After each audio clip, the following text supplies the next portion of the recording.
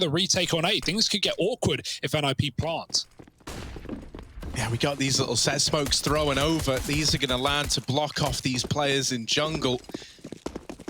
And NIP just steamroll into the A bomb site. As you pointed out, VP was set to play retake here. I like this from Hampus, waiting for mid aggression. That's a free kill out of that position there. And so now with the bomb planted, this is where the lack of kit really starts to matter to VP. They've got to be fast in the retake. 3 out through CT and into the open. Device has got the information that they're in the site now, and he's tapping players out. Good for one. Plopsky gonna respond even further. Bomb's not planted for these players in connector. Ramp is the only guy that can watch it, but sadly for James, he's not able to capitalize on that. Low on HP, and he's just looking for the save, but even that's denied. NIP, they grab that pistol. Perfect round to commit to an A play like that. Also, little detail, those smokes they throw, I like them, right? They come from spawn. You have one that lands on the stairs a little lower down, and it makes it harder to go for the... you can kind of like gimmick little spots over the smoke, right, on the stairs. You can't do that when it falls a little deeper. That's a pistol round going exactly to plan, right? Like nothing goes wrong there for NIP. Even with the awkward behind triple plant, they play for jungle, it's still perfect. Hampus gets the mid kill, he comes back from spawn, and him just being in mid early, killing Yakinda, delays Buster so late coming up from short side. So yeah, that's a perfect pistol for NIP. It doesn't really get much better than that. And now virtus.pro, they've got to deal with this B contact play. They have no idea. Player up close is going to be Buster. Armorless, though, and he won't have time to drop the smoke. He won't have time to do anything with shots like that from Plopsky. NIP bounding out into the B bomb site. James pushed off the angle as well. And with a bomb plant coming in, NIP, this should be a guaranteed round.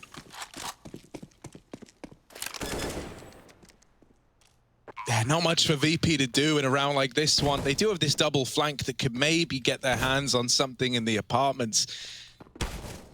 Vice and Plopsky playing this one together. And just playing the trade game locks VP out of this round. It will be the save. Or even hunting this guy with the FAMAS. That's the one rifle now cut loose from VP. So it's a bit of a sad save, right? You tried to leave and just keep 4 alive. Well, now you're down to 2. And that means this Deagle and Scout combo, pretty much all you've got to work with in the next round.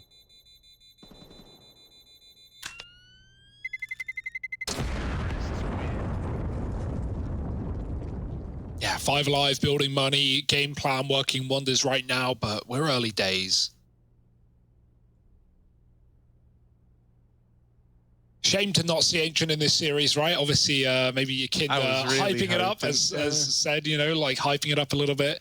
But coming in with a ban right at the end. Both these teams have been either, you know, playing it or leaving it for third or floating it in the BO1. So I thought this was going to be the chance to see it again. But, you know, fair enough. Scared a little bit from what we saw from NIP. Can't blame them. VP was scrappy against Spirit yesterday. And boy, did that game go the distance. NIP, they're going into the A stack here. 5 CTs in position, but 3 of them not really armed for the job. James Dunn, not really covered from Palace. That's a bit awkward. Kicker tucked in. And oh, the shots from the Deagle come out of nowhere. 2 frags. How's he done that? This can get out of hand now. This is a rough round all of a sudden. Kicker has made it deadly. He's got armor as well, right? He was the guy who saved the Deag armor, so he really is a threat with this rifle. NIP, they screech to a halt, and now they wait, hoping that just going quiet here is enough to shift players out of the site and maybe into their eye line. Kicker has repositioned and is onto a 3rd kill in the round, but it's traded immediately from Device. Not the weapon swap he wanted, was it? Still like a chance this could get out of hand, right? You're only up against USPs. You should be able to count an NIP to see this one through. But I don't know, man. virtus.pro are kind of believing. Kicker has spurred them on.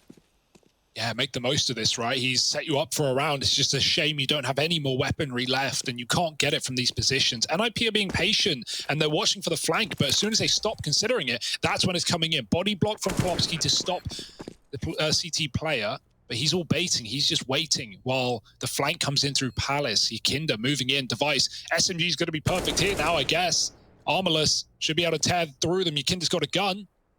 Oh, and he's got a freebie as well. Device tucked in at the back, and they should be able to work it out into default plant. How far could he really be? VP, oh, they've sweated this round for everything it's worth, and they're going to pick it up.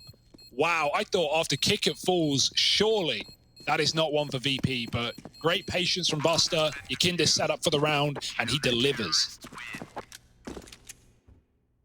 Unreal. You're never meant to get away with those, man. You're never meant to. I'm very, very glad we get to see the replay of this. Look, man. Oh, brutal. Brutal scenes out of kicker. Yeah, great you know, stuff. Device was covering the Balk as well. Like, if Yakinda's swinging, if he's trying to check backside, he's dead. But he perfectly finds that little gap to peek down the ladder. Should never have been given that room. Sitter of a round to lose, but NIP still have a full buy. All that's done is bolster VP's economy and maybe their confidence as well. Oh, gap in the smoke, but Buster's already picked off of a short. Yakinda can't find a refrag, and they should be able to resmoke it as well.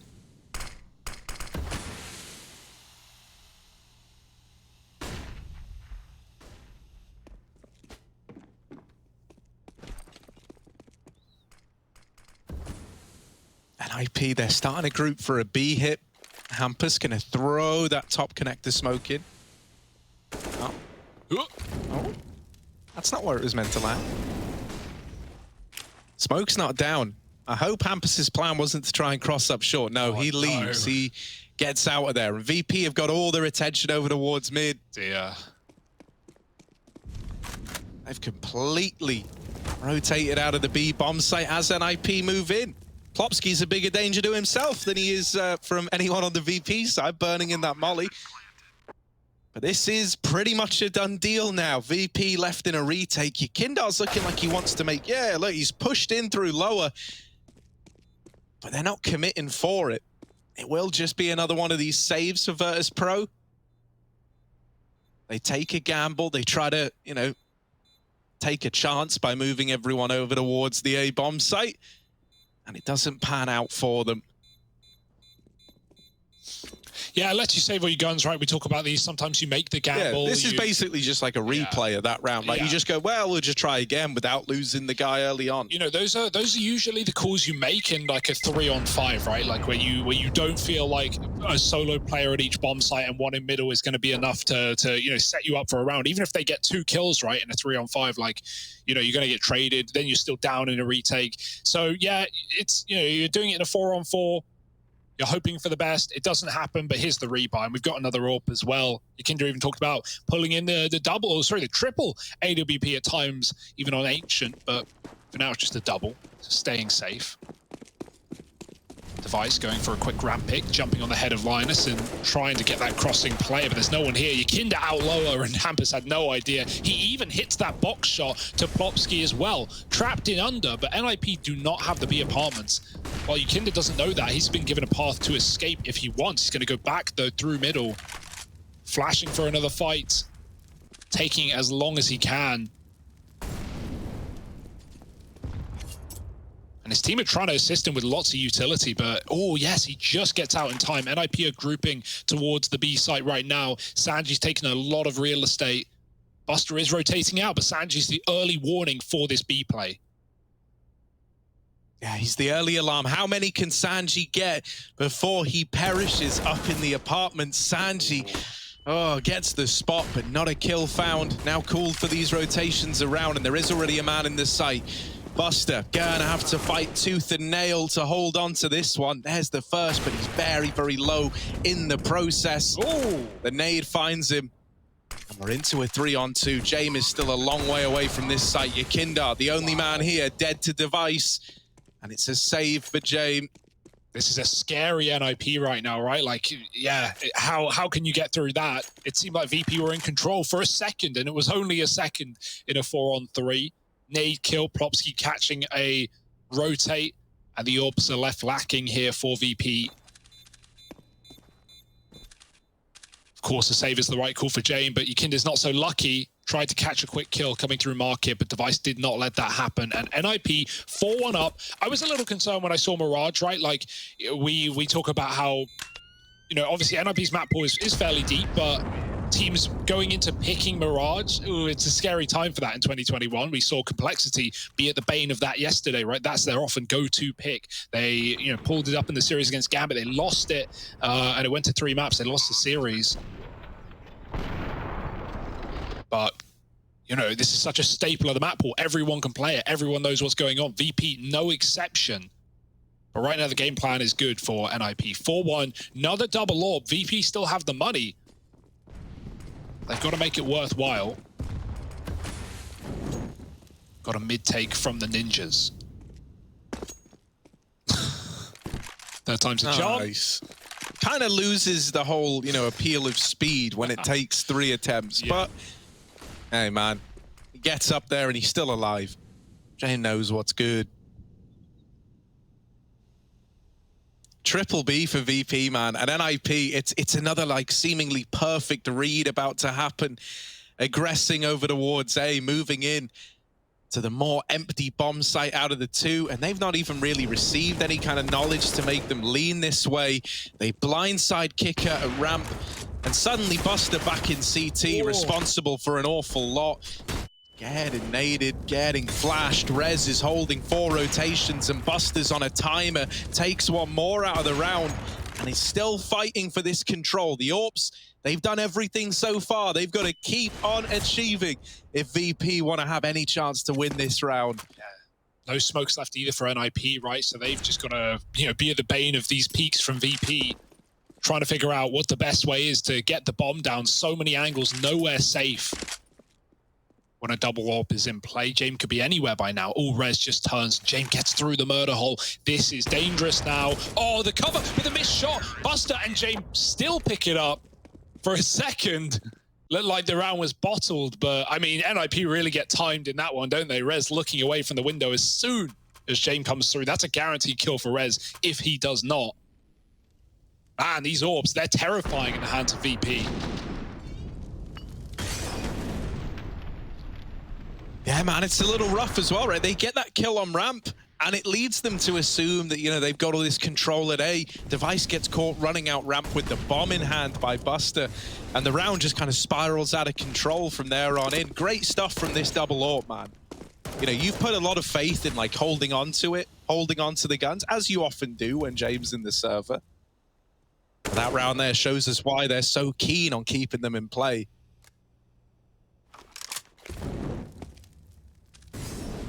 Back to the drawing board and back to the mid take, but it is very slow here for NIP. A missed window smoke.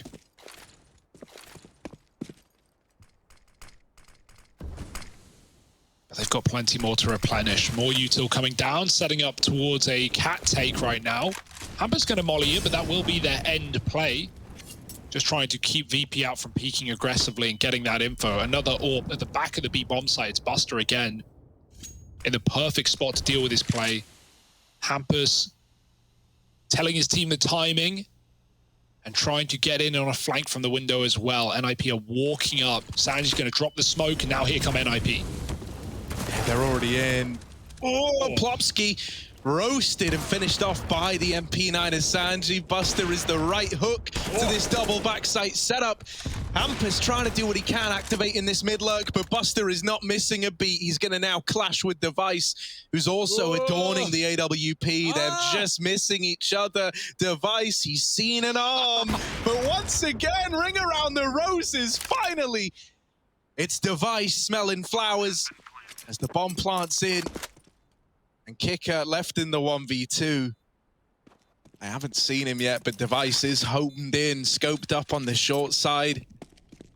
And so Kicker decides to save. NIP up onto 5. But already, I'm very excited based on what Buster is showing us, man. He has given us, you know, saved that last round for VP. This time, he almost manages it. Yeah, those timings, right, wrapping around sight. He knows Device is there the entire time. He's just trying to buy time, not wanting another engagement, but it eventually finds him. And yeah, James commands the orb save, kick it will obey.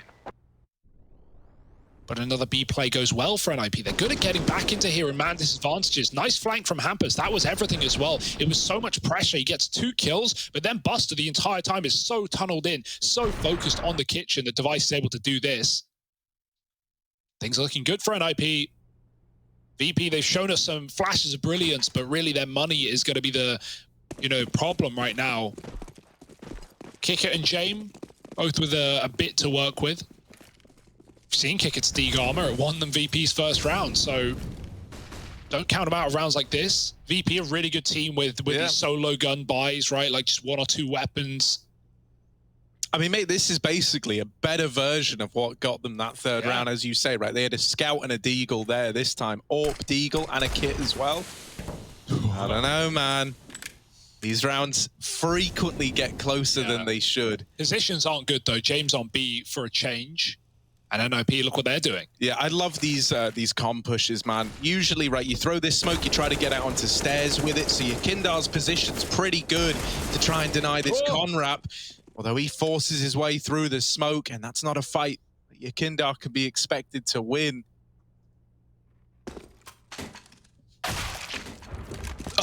Device even railing the AWP out of the short side. James, no save in a day. Sanji's going to have to do it, but he will grab the AWP. Sanji's used to this, man. This is Sanji's life. He's got himself that AWP for now. Yeah, we had a great game from the Sanj man yesterday, didn't we? He was on one. Really, really key for VP in taking that series.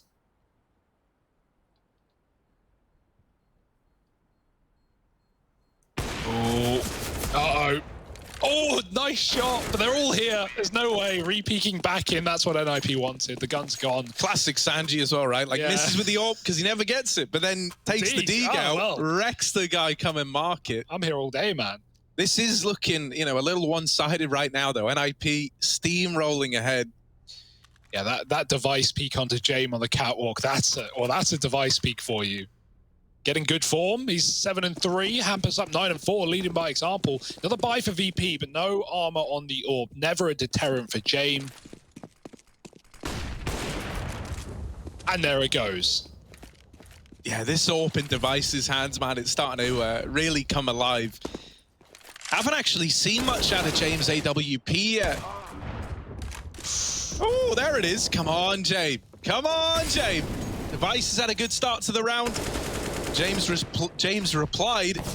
Linus and Plopsky left in what is now a 2-on-3. They are in this A bomb site, but they don't have the utility to block these CT peaks. So someone's got to cover it. The respect is given. And actually, Plopsky looks like he wants to try and challenge for some of this. Yeah, I was going to say, that's pretty ballsy out of Plopsky. He will just play it safe. Linus dead in connector. Ooh. And Plopsky sandwiched between the two oncoming VP players. I'm surprised why NIP plant triple there, right? Like, they had the jungle molly, they had a top con smoke, and the only place they didn't have there was CT. Obviously, a player, can come through that con smoke and be a nuisance there, but even so, the safer position is for middle, and it gives you so many more options in the post plant, right? They try and get aggro CT and throw a flash, but VP, they're so annoyingly patient there and just don't give away any kills. Would love to see an open plant, way more options for NIP. 6-3 though, VP back on the board with that rifle round. And James can afford some armor behind his AWP as well, so all things are good. Res on a Deeg, but doesn't seem like that's going to hold him back. James, he's going for these early kills. Smoke on the molly at least keeps him alive in connector. And the flash won't work either. James hits the shot through the wall. Hampus tagged down low. Still gets out of there in time, luckily enough. And Device almost catching the trade as James jumps above the stairs. It's all a bit of a ruse, though. The B play is what NIP had in their strat book, and they've been spotted as well. That's the bomb going in second, so Sanji knows what's up. Buster's already here to put a stop to it, but the smokes are down. Linus trying to find this backside play. He's disappeared in the smoke. Sanji buying so much time for Yakinda to come out market, and they are getting diced and sliced here in the B site. Only Device. Time to save. Oh, and James the only guy who's allowed to save AWPs. Didn't you get the memo? Oh, railroaded. All right, great B hold out of Sanj, man, dude. He's popping. He gets the spot, as you say. But most importantly, he's able to maneuver his way around the NIP smokes and util just to be a nuisance, right? Just stays alive. And you could see how much that threw Linus through a loop, right? Like he's deep sight all the way pushed up, just looking for Sanji. If you get that one kill, suddenly you can have a bomb plant. You've got full sight control apart from like, you know, short. You don't have to expose yourself to Buster. Yeah. No, he's a solid Bianca. That's like the taco smoke, right? You drop it by the bench and you just try and hide around it, tuck behind the bench, play jail, forces NIP to clear you from like deep sight. And by that point, they're, you know, scared of short, they're scared of kitchen. Very hard angle to deal with. And now NIP, first time, are broken.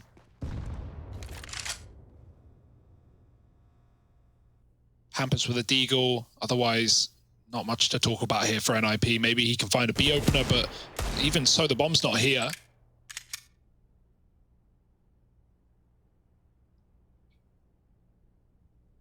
Look at this little stack.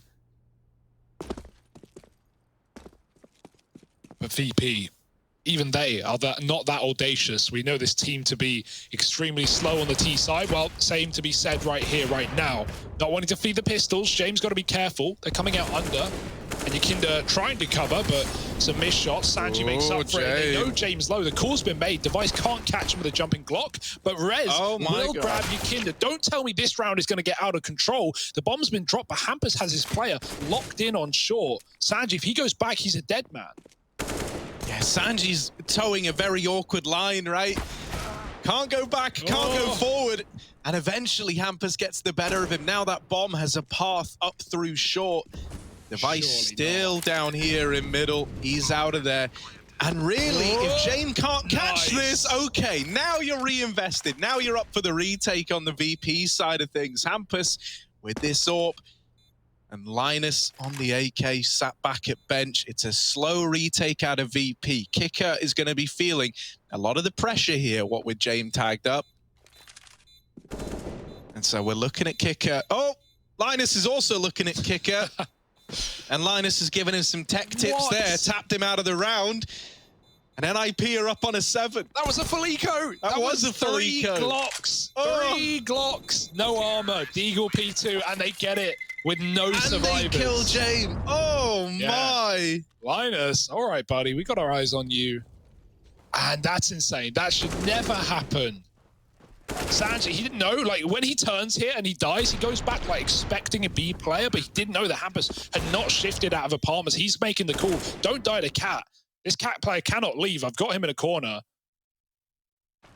I mean, yeah, that's an unbelievable round. VP have won a near full eco, but that's even more impressive here for the Ninjas. James got a response, though. Quick pick onto Rez in middle.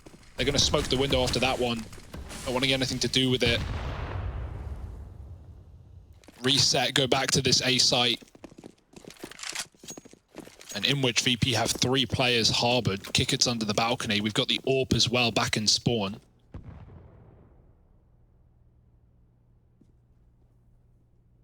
So NIP, how will they choose to get through this hold?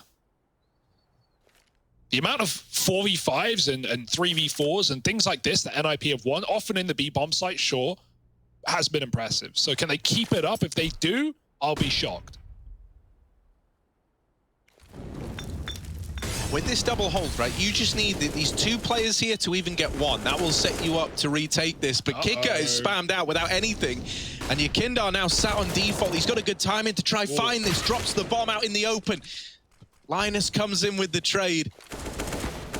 Don't have the smoke down for jungle. They're just having to try and run it dry. And Molly will force a player out, and that smoke lands eventually. Dropped in late in the round, but it's given a bomb plant over. Low HP on James and Sanji.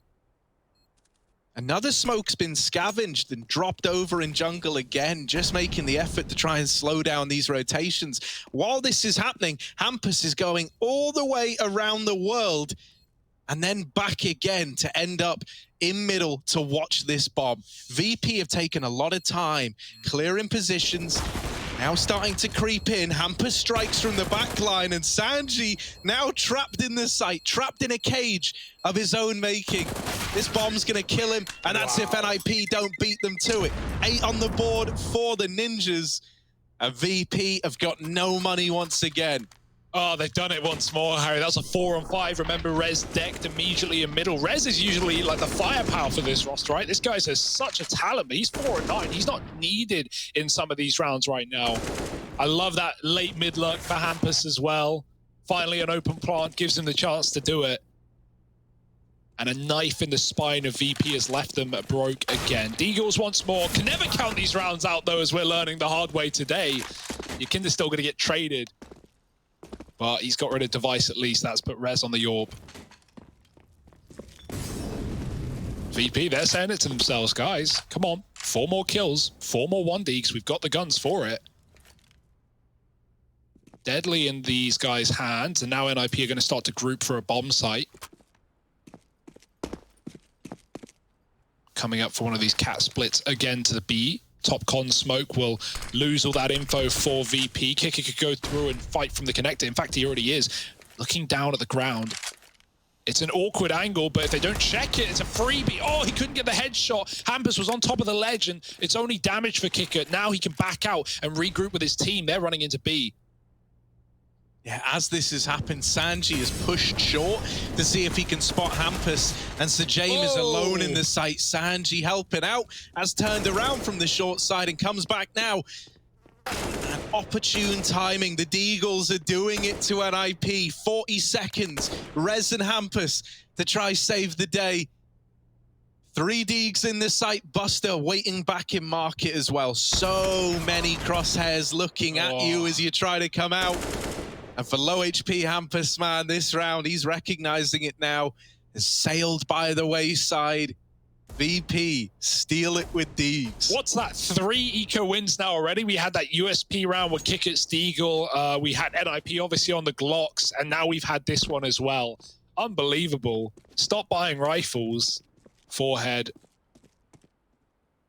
But yeah, that's a hilarious round for VP. They are very happy about it. Look at the AKs that have been scavenged. Hampus does hold on at least. That was the one guy who didn't have a gun, so it's not a worry for Sanji. Everyone else is armed. And yeah, brutality towards B. Even though Kicker doesn't get that kill onto Hampus coming up cat, he saw everything that was going on. He made the call. It allowed VP to not only lean 3 at the B bomb site, but be a lot more ready for that push to come in. And now NIP, this is a wacky buy. They've saved the AK. They can't buy around it. Trying to play for the last round of the half. They've still had a great T-side, right? You'll be happy with 8, but could always be more. And we know these guys are perfectionists. Rez, he's a perfect headshot in middle, but Jane will not allow it. Oh, Hampus, hoping he was going to get given another jump peek, but nah. They ain't giving you the kill. They ain't giving you the way into this round. Jame. Jame, I see you thinking about it, Jame. Jame, woo, quick little peek in. Lands the tag, but not a lot of damage done. Still, it's more info for VP. They're feeling more sure than ever in this 3-man stack over towards the A site. Buster can move around quickly as well, and James is still just taking pot shots into ramp, getting away with even more damage. He hit Hampus twice with the AWP, but he still hasn't killed him. I like it though, right? So Hampus was being the one very aggro facing, while Device was just kind of sat behind it, not doing anything. But it's because, you know, if Hampus gets tagged down low, Device's armor as well. So now they've still got that AK. Oh, they did, until Kicker strips it from them. And at this point, really believing you could do anything is wishful thinking for NIP. So low, just whittled down, and Kicker puts up another stellar A defense to put 6 on the board for VP. A chance to split this half right down the middle. Yeah, he's been full of those today, hasn't he? Good stuff. Working their way back in, our VP off the back of that Deagle round, looking for 7 now, but NIP do have the full buy. Or at least close to it. Buster's not AWPing in this one, it's Yakinda instead, but we have seen some banging rounds from Buster's AWP, so Maybe it's position based. Yakinda has that mid spawn. He's gone back and under. Has found value from this position already. He's got to care about the lower drop. The flash comes in and Plopsky headshots him immediately. Meanwhile, NIP are taking mid. They're going to smoke off Jame. Oh, and push him as well. Full blinded. Buster's trapped now on ladder. They've got him locked in a corner, but he still fights his way out with 3. That's disgusting from Buster.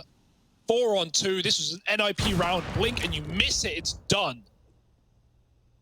Yeah, everyone's watching now. Plopsky, mate, everyone's looking at you, and Kicker, sadly, is included in that list. 7 to 8. It's neck and neck, or damn near, right? Split right down the middle, some would say. We'll be back with this second half in just a moment, so don't go anywhere.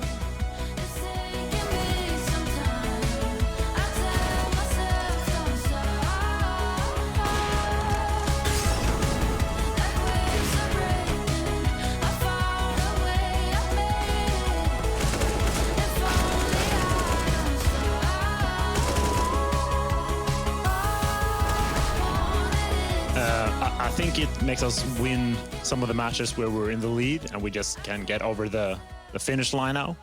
I mean, we still have Plopsky, we had Knock. As he said, there was a lot of inexperienced. The only real experienced player we had was Res, who for some is actually quite new in the scene as well. So I feel like it really helps in these really tight matches, and we really feel like we can get over the finish line instead of having to sort of be afraid of losing the lead. I feel that in our group we have a lot of good opponents, and the closest hardest opponents for us would be probably NIP. But of course, OG and Fnatic.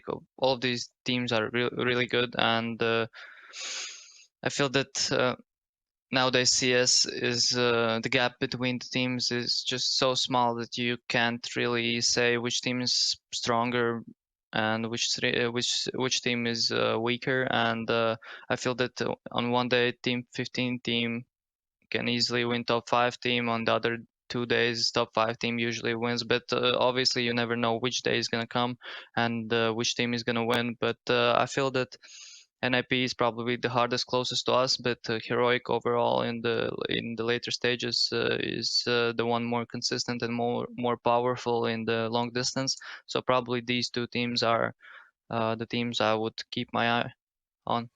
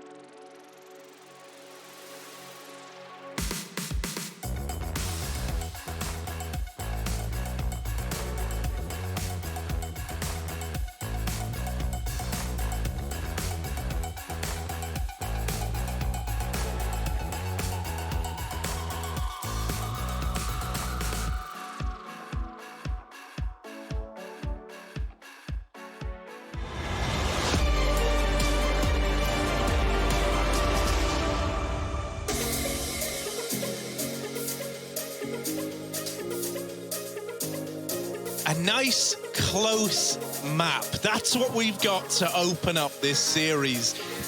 NIP, they had a big lead at one point in time, but virtus.pro just squeaked a couple in at the end there to find a 7-8 half. And now we move into VP's T side. NIP, they're embarking on the CT journey. Got a little kit in play on Linus, team player Linus. Yeah, it's what cost VP their pistol, right? They didn't have that option. Always nice to see it. Especially on Mirage, like you're often playing retake on that A site, and yeah, NIP no exception here. Triple B out of spawn. Got a couple of car players. Oh, I love this. What a bait and switch. There is no molly to clear out this car guy, and Linus is spotting as well, so that's all the bait. He's going to be able to back up, and maybe they're not even ready for the jail player either. VP are walking into a trap. Yeah, man, this is this is like a bait and switch again. Like, you know, you're kind of double baiting here over towards B. I hope we get the B play. That is what virtus.pro are leaning into heavy right now. I hope we get it. I want to see how this is going to go. Linus is meant to draw them in. They're meant to discount both Plopsky and Device. Will we get it, though? James snuck up through connector. VP. Oh, look at all the space they found. Now, will James be ready for res? No, he hits that timing well and knocks him out of the round. Now VP are going to hit the go button in towards this B site. Plopsky will go unchecked, and they run by him. Device as another nasty surprise pounces out, and that bait and switch over towards B works wonders for NIP. Yeah, they turned it on all right. Oh my goodness, flawless round. Linus, the only guy to not get a kill, but he was the jump spot, right? He was that guy drawing VP in, and neither Device nor Plopsky are checked. It goes just to plan. And I love that setup as well on a pistol, because you're not going to have a molly, really, if you're VP there. You're not going to be mollying car. You'll do it in a gun round almost every time, but on a pistol, you know, it's expensive for one spot.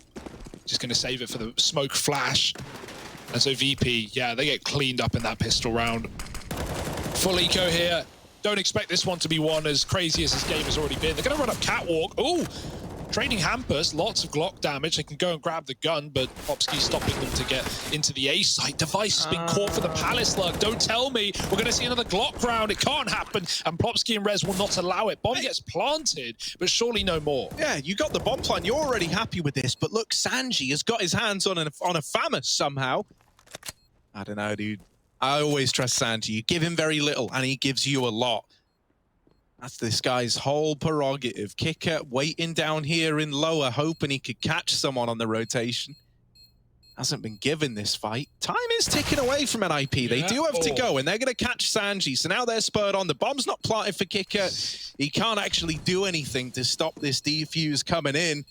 And so they just win it by sticking the bomb. Still, if you're VP there, you will take that all day long. Yeah. Even a kill on the exit at a Kicker. Nice. No, that's nice, right? Like, you can laugh, oh, Kicker, he's out of position, whatever. It's a Glock round. You know, you weren't going to win it. You're just taking the bomb plant as soon as you can. You're not thinking, oh, I'll plant for you in middle so you can win it with a Glock. No, you're just trying to get the money at that point. And Kicker grabs another kill, which makes it super worthwhile. Gets away with his gun, and the loss bonus, of course, because it was a defuse, and takes another weapon away from NIP. So, great eco for VP. Set up well now to slap NIP's money in this gun round. And they're down by 3, so perfect time to come alive in this T half.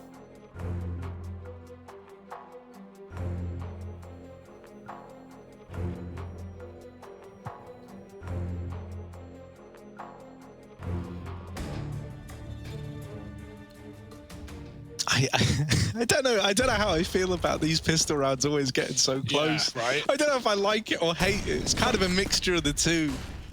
Maybe a fast A round. Look at this. You don't often get fast rounds out of VP. What's going on? They're pushing in towards A and getting churned out by Rez. Yeah, don't often see fast rounds out of them. Maybe that's the reason why both players that attempt the entry snuffed out through that ramp smoke.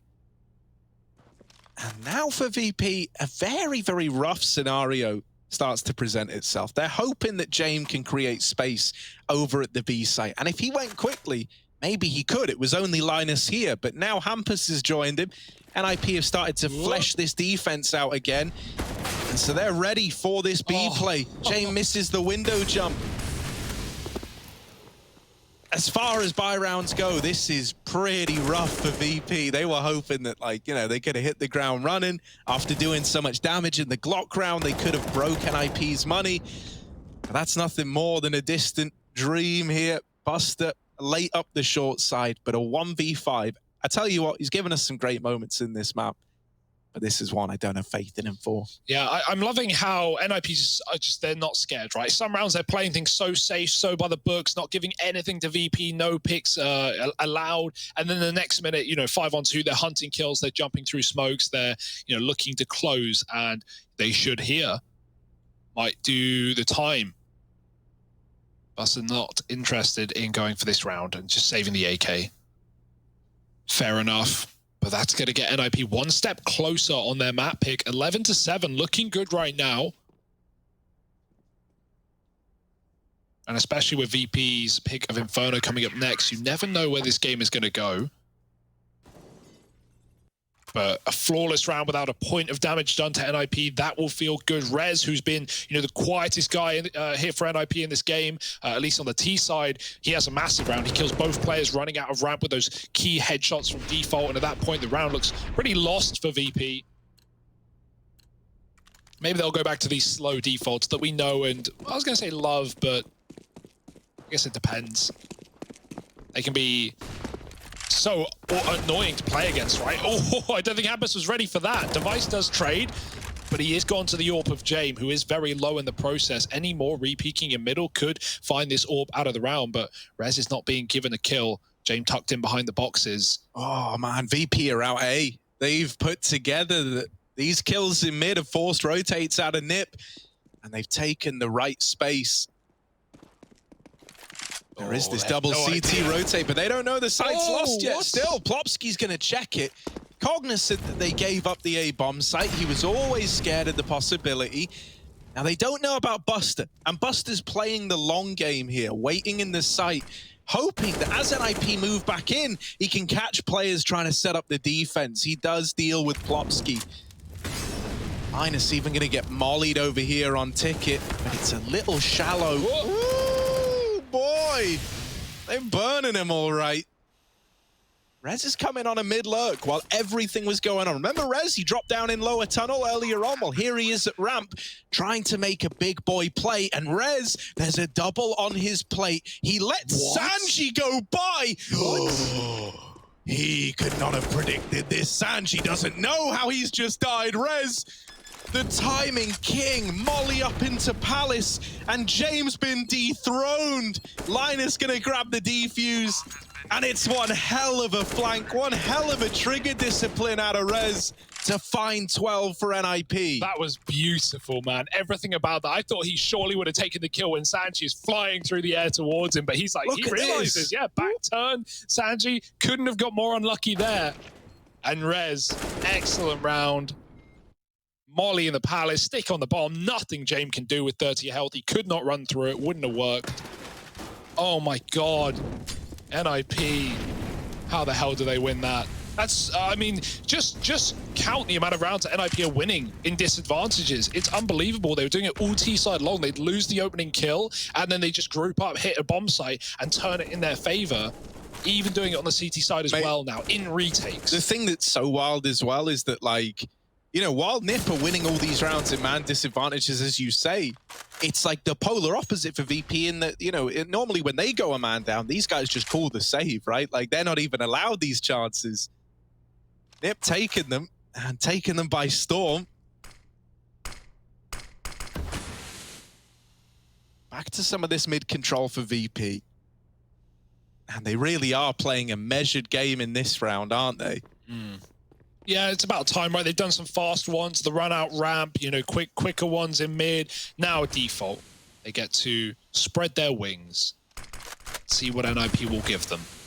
Very little is the answer. Not even mid being played here by the Ninjas. We've got Device on the AWP back in Ticket. Jump in the window. Hampus is waiting. Oh, and he's very ready. Yakinda's gone. Now the jungle smoke. They're going to get past Hampus at least. Device is giving up A, though, as said, so he can play retake here. He's grabbed a quick kill. Hampus has spammed Sanji coming through the smoke. And Device, he's seen a ramp player as well. All the info here for Nip, and all the shots connecting as well. Jame, don't want to say it. There's only 20 seconds, mate. Yeah, he's just holding on to the AWP. That's brutal. And you kind of had to win this round if you're VP. The money is bust. James the only guy with any cash, but even then he needs that 1900 to get a buy in the round after next. So, we're going to see 13 appear up on the board with maybe like a partial buy around the AWP at most. And if that isn't won by VP, they need to embark on an insane comeback. They are at a big disadvantage here. Wow. Oh, we've even got VP putting in money here, Harry. They might save a little bit, right?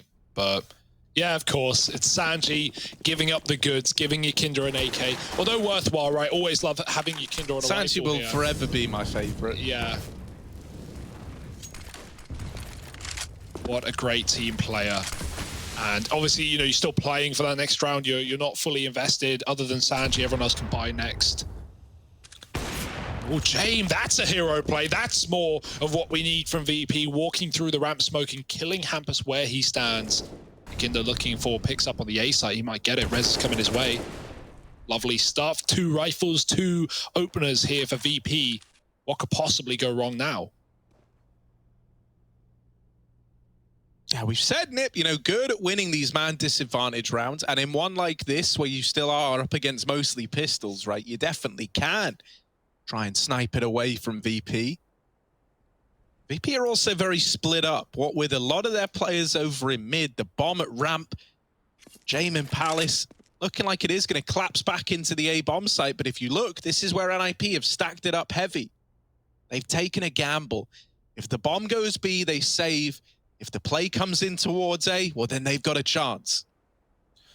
Yeah, Device on the ramp. There's not really much util to get players off angles. Jame, that's a big kill onto Linus at the back of the site. And Device needs to this hit kill this. matters. Oh, he turns. Oh. He turns. Popsky's killed Yakinder at least, but the bomb is leaving ramp. They realize both CTs are here. And VP, they don't have a lot of time, but they will make it towards B as long as NIP can't stop them. Plopsky trying to do so, but they're already running out of middle. Plopsky needs this frag for the round to be winnable, and it's not now. Device looking to save surely in the 1-on-4. Bomb is here just in time, and good reaction from VP. They realize they're walking into a stack, and they avoid it completely. Yeah, heartbreaking moment for Device, right? If he holds that, if he nails the bomb there, NIP probably get the round. Yeah. But he takes his eyes off a ramp as the peak comes in. And as you say, really good reaction out of VP. These guys are good at their timings, you know, like they, even though they are a slow, methodical team, they don't often fall into like the remit of, you know, like Na'Vi where they run out of time. Yeah, a lot of the time they leave themselves like, you know, 30 seconds. So it's not much. You are still working with like small margins, but they've always got a backup plan should they need it. For sure. I feel like Na'Vi are one of those teams where it's like they plan everything to go right. And if one piece of the puzzle, you know, falls off the table, if one guy dies, if the bomb isn't immediately stuck, they lose a round. So yeah, VP definitely give themselves a little more room to win those. And that was another eco win, by the way. We've had, you know, 4 now in the game. Less so eco, right, considering we had 2 guns, but still majority pistols. Jame, looking for the con pick. This is nice. I like that James putting himself out there more in these last few rounds, right? It was him who got the big opener to win that partial investment. And even in this round now, run boosted into middle, looking to create space with the orb. And this is good, because I feel like up until now, they've kind of just been dodging Jame a little bit. Especially, you know, in that first half, it felt like he barely even played the game. Yeah. Oh, Rez is going through. Is he? Looks like it. Yeah, flashed in, Sanji gone, and Rez, oh, he could have quit there. He could have backed up, but he wanted more. And that'll be Jame answering the call, 4-on-4. Grouping now for a bomb site RVP. It's going to be B. Look at Hampus. He's sat in the window smoke waiting for it to fade. Oh, yeah, that's wishful thinking with James Orp still in middle. Con smoke in. Oh, but it is the B play. And once again, NIP have taken one of these gambles. They say to Device, look, man, you've got Palace on lock. We're trusting you with A. We're going to double up on B and try to win this round out. But Plopsky's dead immediately. Linus needs to make a stand, and it's only good for the first. Too many players right up in his face. Look how scared they are for a triple stack as well, right? They've walked into so many of these on this T side. They've seen so many, you know, good reads from NIP that they're even volleying backside before they plant, just in case. Just in case. But Device has said he's far away and he will be able to take this orb into the next round. VP having a bit of a recovery here in the T side. Couple of gun rounds here now, and some money beginning to build. NIP can't afford to get too comfortable here. They're going to have to eke around this AWP for one. And so really all eyes on Device in this follow-up round, right? Where is he taking that AWP?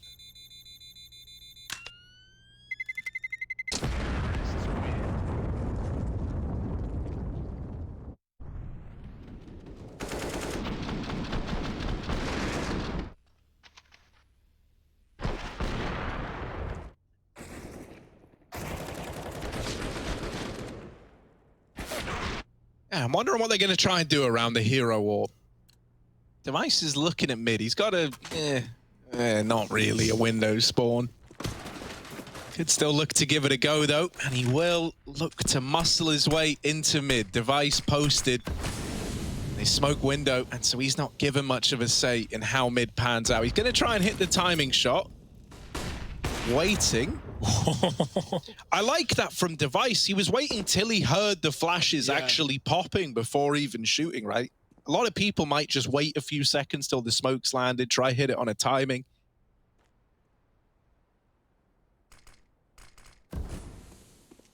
Now this mid control taken.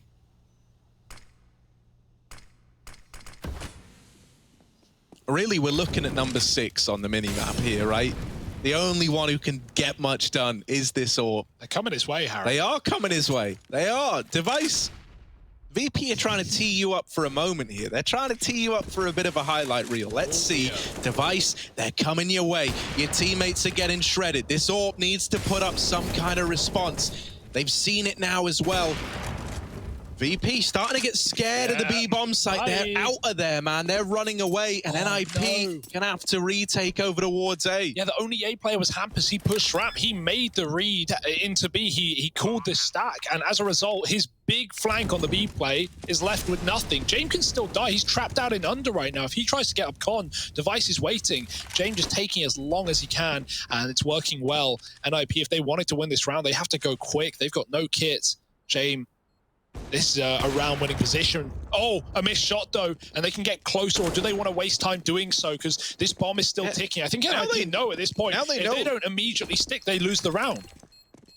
Yeah, but they're getting on the bomb. They're fighting in the site. Sanji's still here, but they're sticking it. Linus is still on the bomb. Device with the kill. James needs it. No! James just gonna save the day. I didn't like it. I didn't like it, but James does save the round. Oh, it certainly wasn't pretty. It's a round, though. It's a round. We take it. We forget about it. Oh, my God. If that missed shot cost them it, man. If that missed shot. That was, again, 4 USPs. We almost had another Eco win. Oh, dear. VP, you know, they're really good at calling on the fly. When they realize they're walking into stacks, they're always getting away. I love the mid-site smoke on B as well. Even though Device is back B with the AWP, he's just never given the angles to fight. The only kill he's able to get on B is in the apartment. So, yeah, he can't see the bulk of that short push coming in. VP, it's not pretty, but it is another round. And they have found 3 in a row now. Building. But here's the big buy for NIP. If they can do that with 4 USPs, what can they do with everything? Hampus tucked in window. And Device hoping they go through this smoke. It's a common play for Yakinda. He's been known to do this, as you said earlier.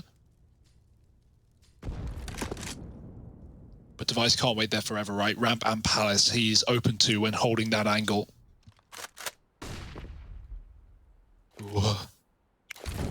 Oh, Sanji, the trickster. Forcing utility out of the window player. And Yakindar's up through con. This position out of Yakindar could be round winning, man. They don't know he's here. And even though they've given up con, it still comes as a surprise to Hampus.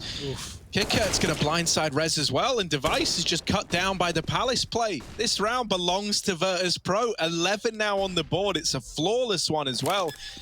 And that round there, I think, highlights, you know, really, really well why Yakinda is so important here, right? He gets that little opener to create all this space to entice them into A in the first place. You know, we talk about VP being a slow team and one that are very methodical, but Yakinda is like the one exception to that rule, right? He is the guy who will be aggressive. He is the guy who will try to exploit some timings or find where your weaknesses are. And I love how his team give him the room to do that, right? Like they are on the precipice of the push. They are waiting for your kid to make that call. Like, oh, guys, I've got a timing. Hold for me. I'm upstairs. I'm in connector. You know, he gets through jungle. He kills the window player. And then NIP, they're just caught looking at different positions because VP are everywhere in that A bomb site. Nice exit. Can they find another? Oh, yes, they can. And that's a great round from Kicker, up to 3 kills for him. But yeah, it's a perfect round for Yakinda. His team explode off the back of it. NIP, they're having problems closing this game right now. It's no longer fine and dandy on this CT side. It's been very quiet. ever since that triple deagle double rifle win for VP. And now NIP more USPs, but they can't really rely on a hero AWP in this round, right?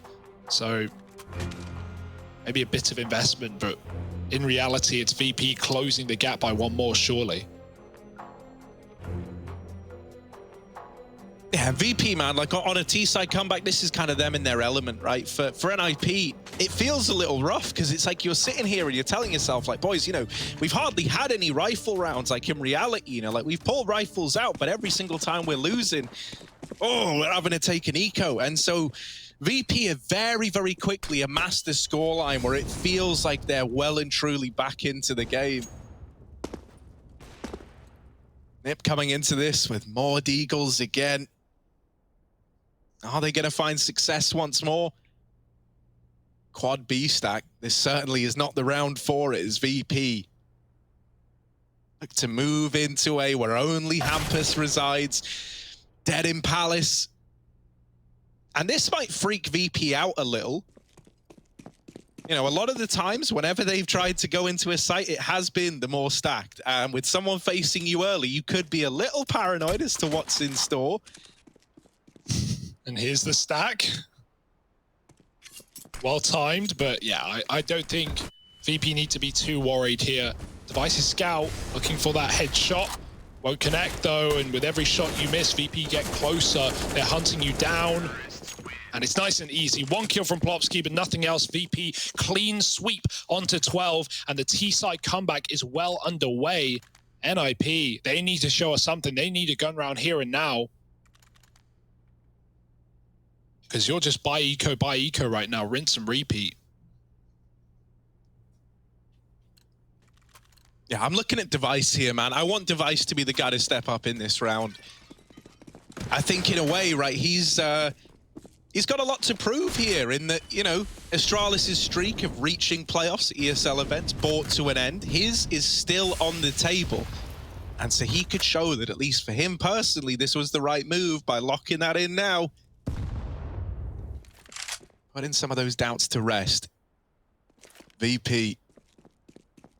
Big comeback that they had to embark upon, right? This was 7-13. Now they're just one away from tying it up. Pressure's really starting to build for Nip on their map pick. Smoke in the window. Sanji once again being a nuisance in middle. Him and Yakindar here together. And once more, Yakindar's trying to exploit these timings that he's always able to find. Yeah, weird short smoke lands on the molly, so there is room for Yakindar to go through. But he's in no hurry. That bomb's outside of A as well, you'll note. NIP spread thin. Trade potential will be difficult. VP faking the B site right now. James throwing in the util, trying to get NIP out of position.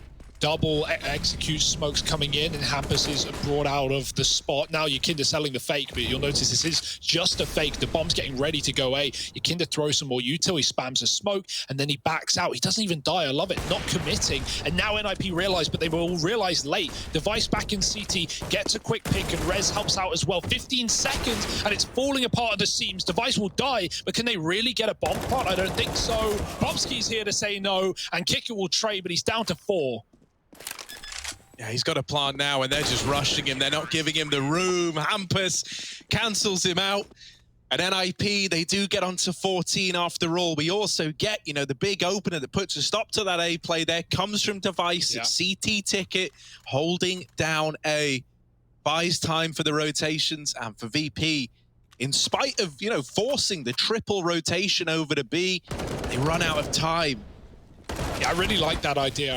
It's a cool play, but they just don't have the smokes down on A, right? Because not only are they using them on B, but they're trying to, you know, fake out B and then just explode into the A site with a flash. And as a result, with, you know, them not wanting to telegraph their play, is open season for Device and Rez to find openers. Now NIP throwing caution to the wind. Rez boosted into ladder, has walked up catwalk all the way. There's no one here. Hampus trying to keep Yakinda contained, but he doesn't even know what he's walking into in mid. Oh, he still catches the kill. Rez dead at the top.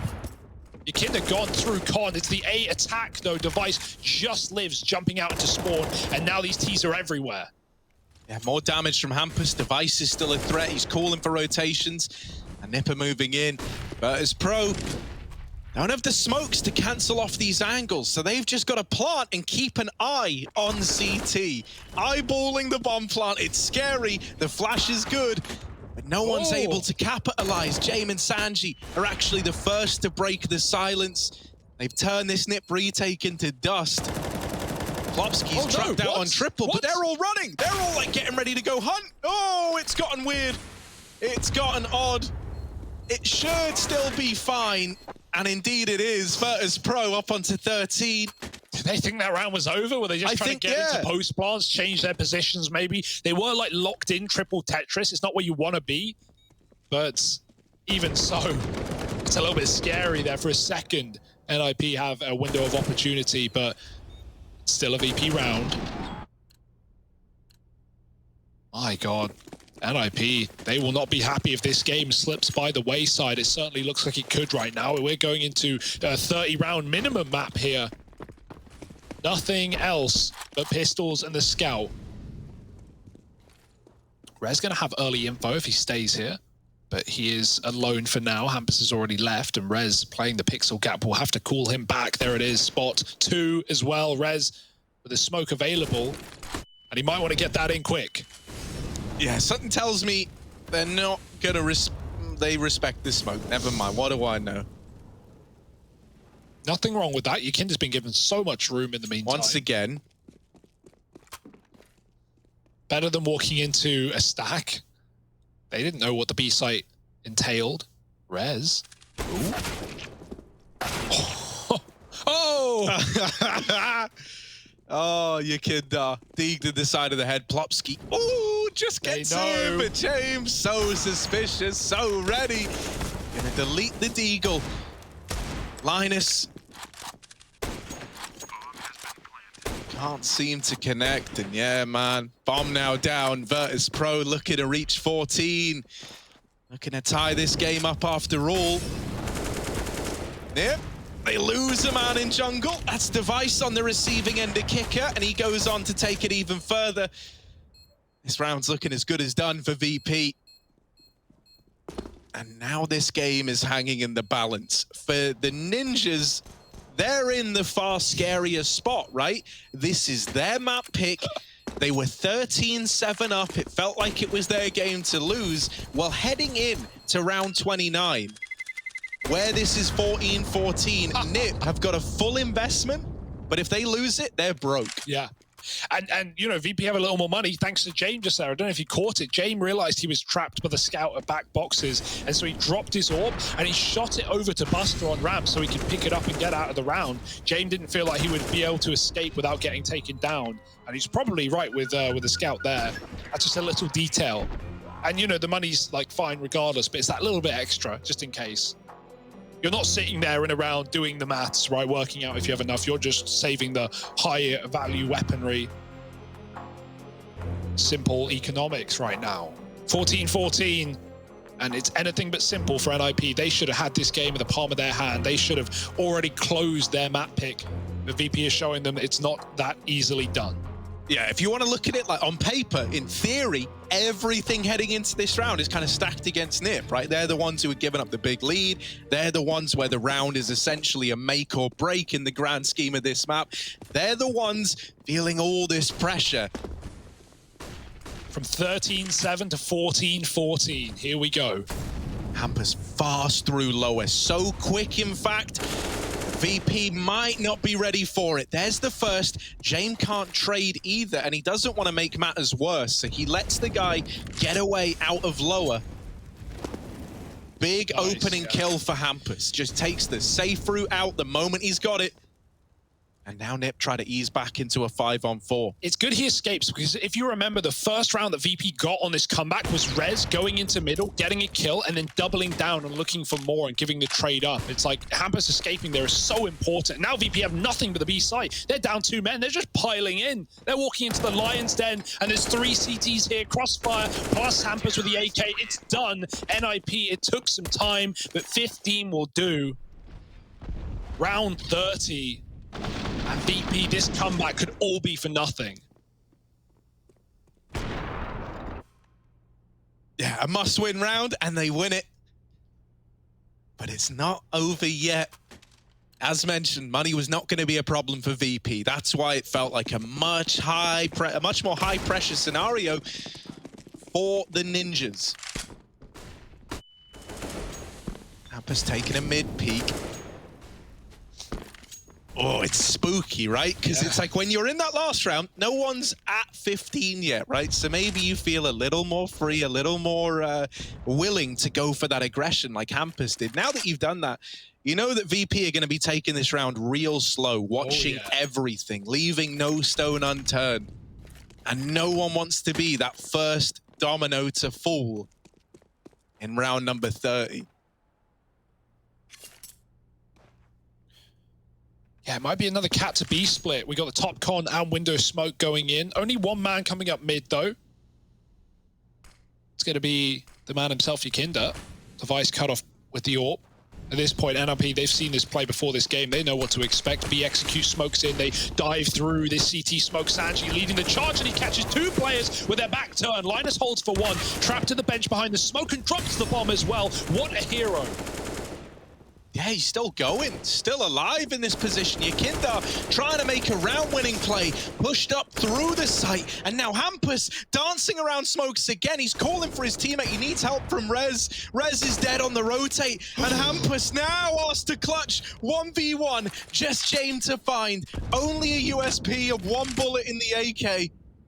He's been given time to reload. James giving him a chance. And it's a chance that maybe should have never been given away. 16-14, Hampus with a 1v2 to find NIP their map pick. Yeah, they done told me to be myself. So when I went and found myself, the ones who told me back then, be true to who I am, ain't think we was really gonna win. Now they watching us from the sidelines while we trying to victories like we getting high tides. I'm getting my prize, only thing my eyes is locked in on. Have a milli mine. I want it right now, don't waste my time. Family in a penthouse with a view sky high. Blood, sweat, and tears bring water to my eyes. Cause the whole gang winning, I done gave my life. I slow, but we did it and we always moving, never on the same thing. Now our lives are highlight reel. We like the thrill, this life's ideal. The hype is real.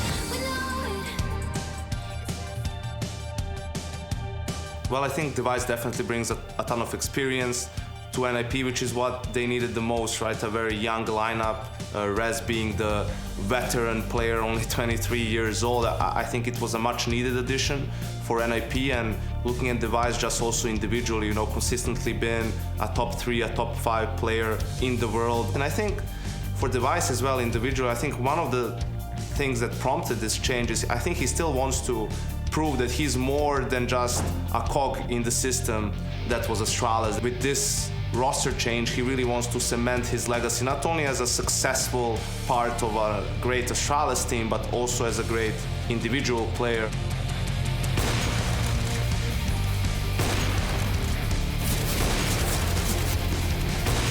The first time we've seen them, and already they're in grand finals and taking second. Flashpoint was a great glimpse already into what NIP have managed to create, and the fact that they're already rejiggling the roster. I think what we see with NIP right now is we already knew the new generation is here, right? They've got their feet firmly planted in tier 1, and everyone's shopping to find that next big name, the next Zywoo, the next Rops. And I think what you're seeing there is NIP, they've put 2 feet in first. They were the first to jump into that pool, and it's a little cold because now Rez is the second most experienced member on that roster, and he was the new kid not too long ago, 2017. So they've got a lot of new names, a lot of new brains, and I think it's a lot of pressure on Device to be all of that experience that's lacking elsewhere. In addition to first figuring out what their roster is going to be, then it's also just about getting more experience as that 5-man unit, getting some deep runs in tournaments first, because that really helps you understand what you're dealing with. And again, that's where Device is going to certainly help them with all the experience he's had. He's going to get that shot, and that has to feel a little bit going out middle of the air to take down Alex, and now they're pushing. Oh, you've got to be kidding me! He takes every single one! There's no reason why they can't go all the way and become a championship level team.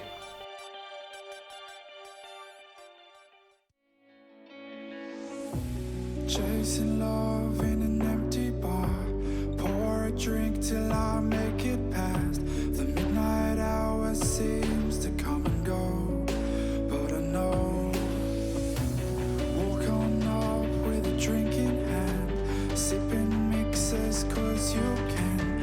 And all the lights begin to switch off. You're chasing the light, holding on for life, feeling the high, chasing the light, chasing the night.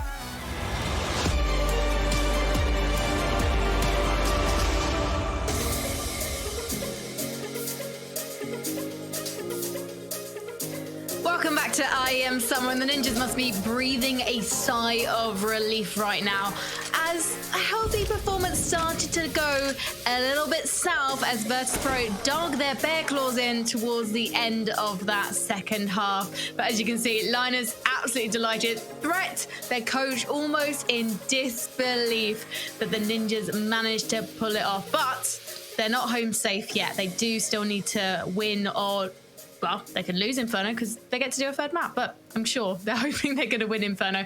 I'm Frankie Ward. I am joined by Yanko and Kasad.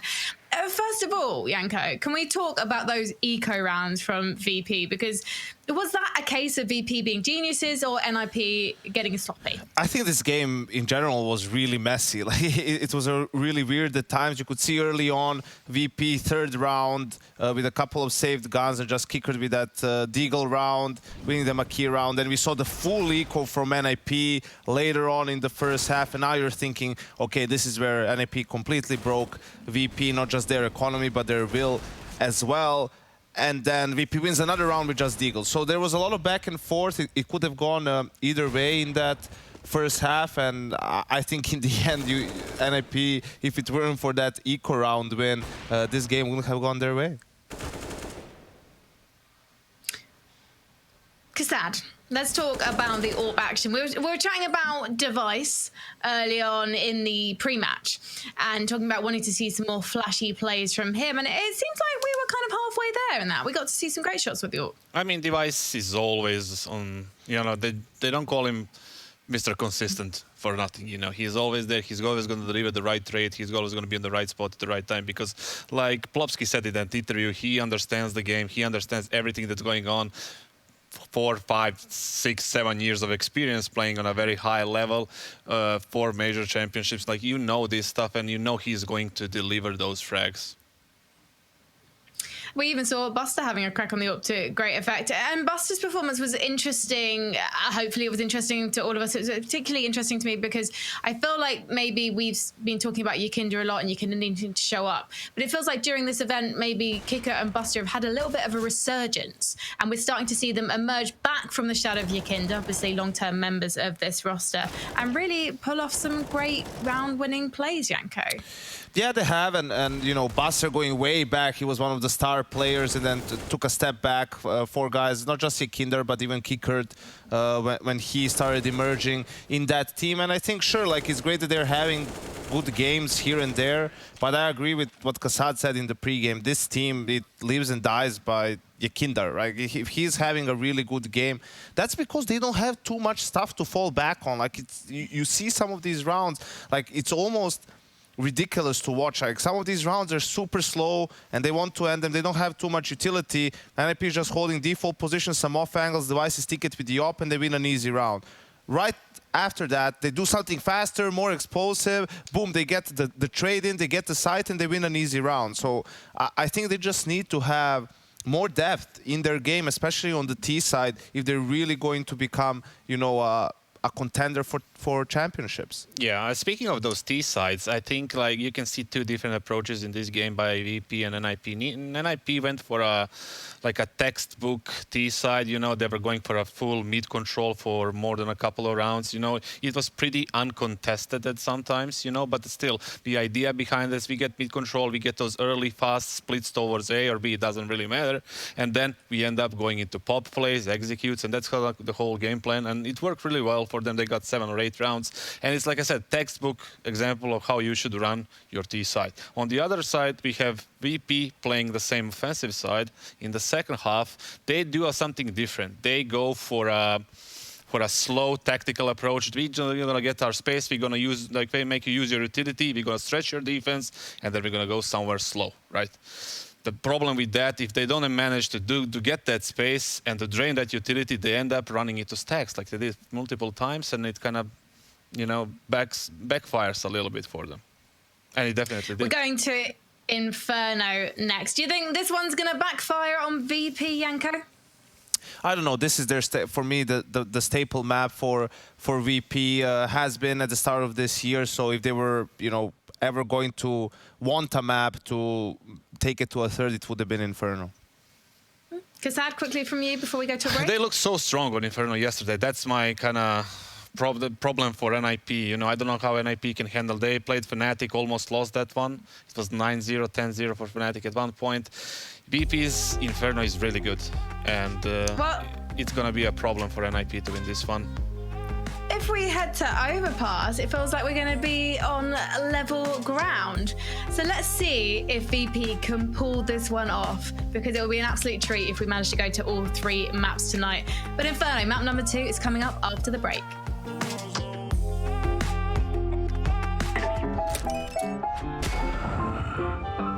Yes, nice shot, my friend. Cheaters ruining your plays? I have eyes on the enemy. Bad servers stopping your shots? What you need is ESEA. Advanced anti-cheat to stop cheaters. And the best servers around, all with 128 tick rate. ESEA, the best way to play CSGO.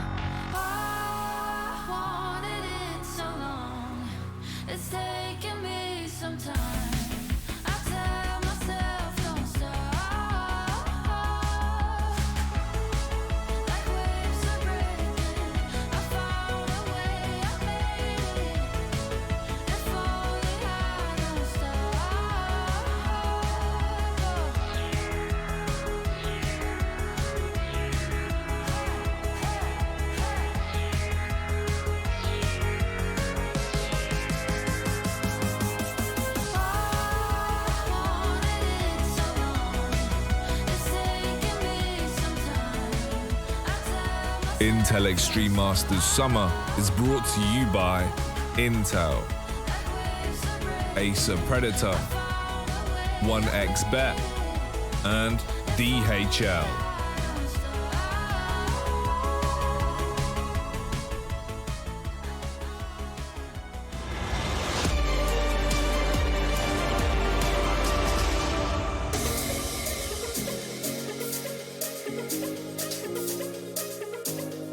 Oh, hi, didn't see you there.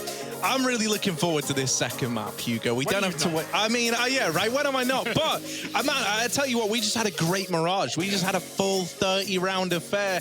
And I have a funny feeling that Inferno is going to be just as close. When is it not, Harry, right? A bit of Inferno, we love it. VP home map as well. Painfully slow T-sides at times. But, yeah, T-side of Mirage was a little bit shaky, so maybe they can step it up here on their map pick. That being said, you know, this is for playoffs, Harry. This is the last game of the group stage. It's the last game before the little break going into those playoffs. So let's get right in. You hear that sound? That sound means we're going into Inferno. Second map of the series. VP's pick, looking to get to overpass with Ancient banned out of the pool. Here it is. Do or die right now for VP. Time to show up. Yeah, baby. Come on, VP. Give us a 3-map series. Give us a spectacle. Let's get ready to head into Inferno. It is their map pick. And hell, man, after our Mirage ended, no one's doubting that VP ain't fired up. We're already into the pistol. We're hitting the ground running. And we've got VP with a T-side start. A quick goosh to Hampus, but he'll get out of there alive, luckily enough. VP sitting on T-ramp. That is not the last time I will say that in this T-side, keep in mind. They love a slow round do VP. Moving up Banana now, though. Popsky's jumping. They've dodged him for now, and oh, they're getting awfully close. Popsky, caught midair. Bye-bye to Buster's P2. B is open, by the way. If Buster storms in, that's a round for VP. Almost nothing NIP can do. They have the kit and the smoke for the retake, but they're so out of position. Only devices rotating. NIP are not convinced. They're late to the party. There's still 2 Ts in middle. NIP, if anything, now are favored in the B-bomb site with a 4-on-3, but they won't be ready for the big flank in the post plant. Yeah, at least I'm assuming that that's what these other two are going to do. They ain't even budging yet. They will start to make their way around. Even wrapping through CT spawn on Sanji. So he's ripe to do some damage in a round like this. Nice kill from Buster. Further taking away the likelihood of a retake here for NIP. Just Linus and Device. And even, ooh, well, maybe Linus can make it interesting. They're getting on the bomb. Linus is sticking it. Sanji gonna get them off. And virtus.pro, they do find the pistol after all. Where did the smoke go? I didn't see it get used. Would love that for the bomb, but, you know, nice try for NIP. That never really should have been their round in the first place. Very delayed on that flank, right? I think VP were also waiting for NIP to reaggress, maybe come down mid and try and take a banana retake. That didn't happen. So, you know, one player backed out, the other reaggressed into spawn. And yeah, Sanji had a hell of a round there with 3 kills. Nice flank. VP finding the pistol and NIP forcing up. Yeah, bringing scouts, bringing digs to the party. Device, hoping he's given a fight early on. Certainly could be with Jane waited around at T-ramp. I'm getting motion sickness. Ooh, scout jiggle. But this could go on forever. And you don't have information as to what's going on in alt mid. Linus has missed the timing on the first man getting across. Oh, the Mag 7 also misses a separate timing. Therese with the peek. Didn't quite catch them moving into bedroom.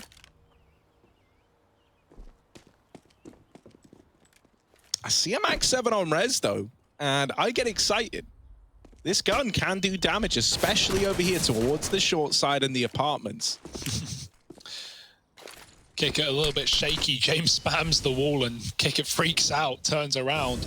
Got a deeper long smoke here for VP. Trying to fight the cubby with a molly down as well. Rez gets cleared out from the corner. I like that take from VP as well.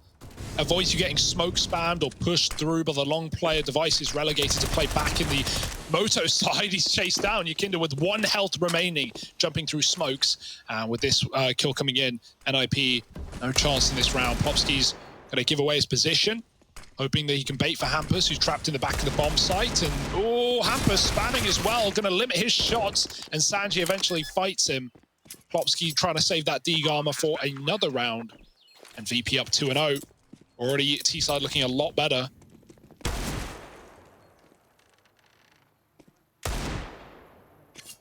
Come on.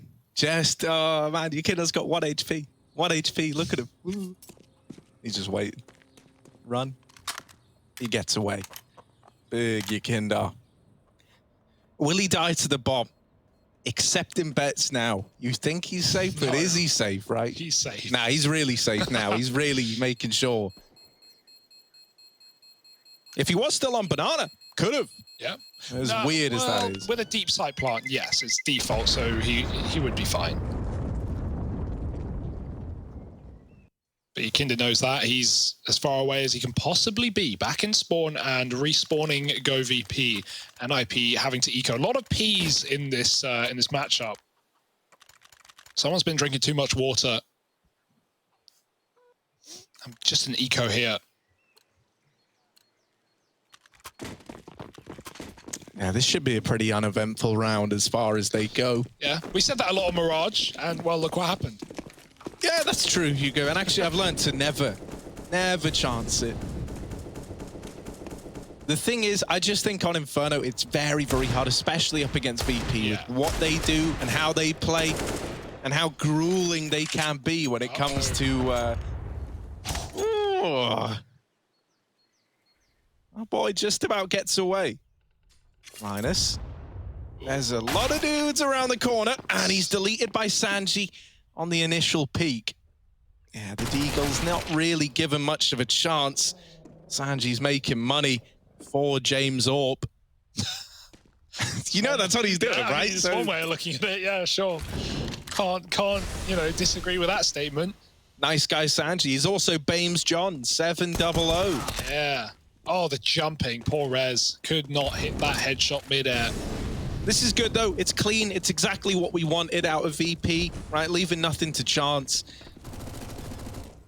And they're looking to take a flawless anti-eco here. Just Plopsky, the one guy who has armor. Doesn't matter when you get your head ripped off by an AK.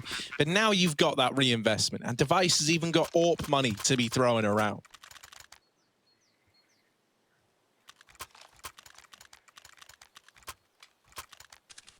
Yeah, he's even got the best beast board as well. That's a feel-good moment for Device. See if he can put it to use. VP, you know, they're not always going to be charging up Banana, trying to take that quick control right there. They'll be absolutely fine in a gun round, giving it away and letting NIP go through the motions, lobbing utility. We've got 4B, so you can expect to see that. Device at the forefront of it all. Here come VP, though, with a vengeance. Device could not see a thing through the smoke, through the flashes, but he still gets a kill. Kikik's going to trade, denying the AWP escape. But with 3 still at B, NIP hold on, and look at the gaps that's been taken by Sanji. Yeah, Sanji's on an adventure. And this adventure could be huge in the grand scheme of this round. As they're rotating in, even though they know they've given up long, they're not ready for him here. And Cerez is cut down in CT. Now the alarm bells are going off for NIP. They think it's going to be an A play. And Soplopsky fast rotates through Banana into VP, who is still holding T-spawn. Sanji yet to die, and Hampus ain't changing that anytime soon. Back to B they go.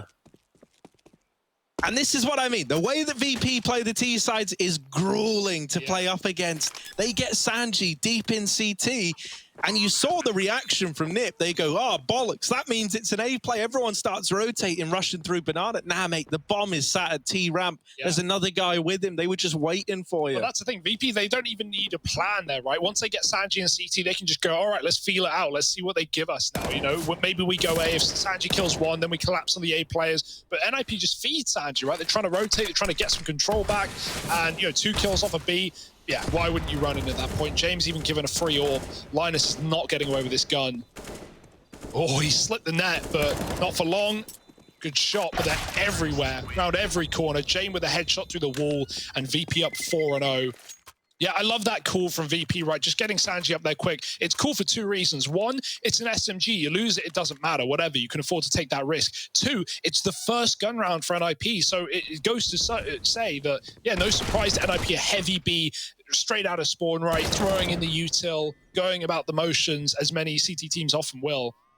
And so VP just gamble. They make the read, and it's perfect. Lots of utility. We might have an aggro round here for NIP.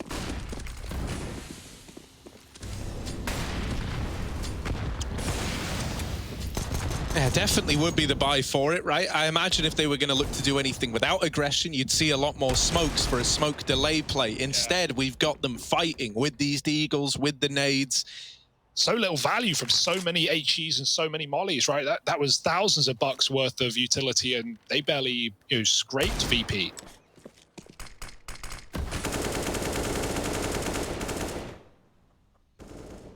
Yeah, it's a bit of a shame, man. When you play versus VP and you try to do these nade stacks, it feels like sometimes, you know, they're landing just 5 steps ahead of where VP are. Maybe a kill here. I love this off angle from Rez. Oh dear, he gets it. The repeak with the deagle spam. Can this round really be won by NIP? They would love it, but it's never going to be that easy. Talking of which, Rez dead on long. Linus alone in the pit, calling for that banana aggression. Needs help now. 1 kill will do it, but Jame going to deny with a P250.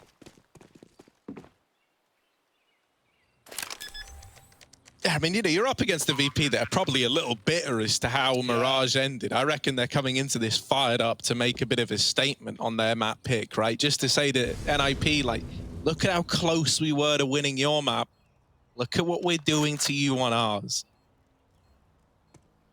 It's a 5-0 start with rifles coming out in the next for NIP.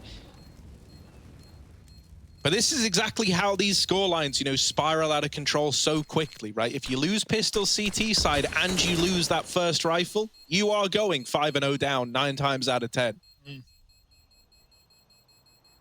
Oh, Propsky's going to die to the bomb if he doesn't run. Couldn't find a gun. Oh!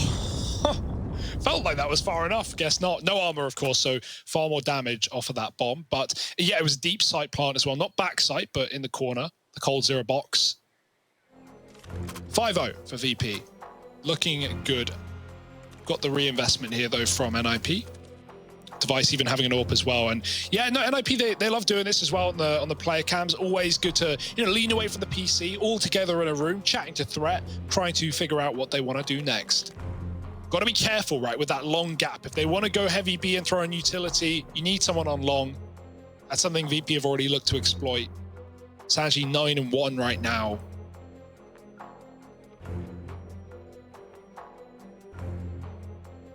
One of the things, man, you just got to love about Sanji is he's so pliable. Like, he can do anything, right? Like, this guy, normally you'll have him in, like, these kind of more supportive positions. But in the beginning of that round where he gets all the CT control, your Kindar got put down at 2 HP. He's normally the space creator. Sanji took it upon himself, and we're getting a great game out of him where he is in, like, these high-impact positions. He's also got $10,000. Loaded, man. Think about how much he can buy Jame when Jame runs out of money now.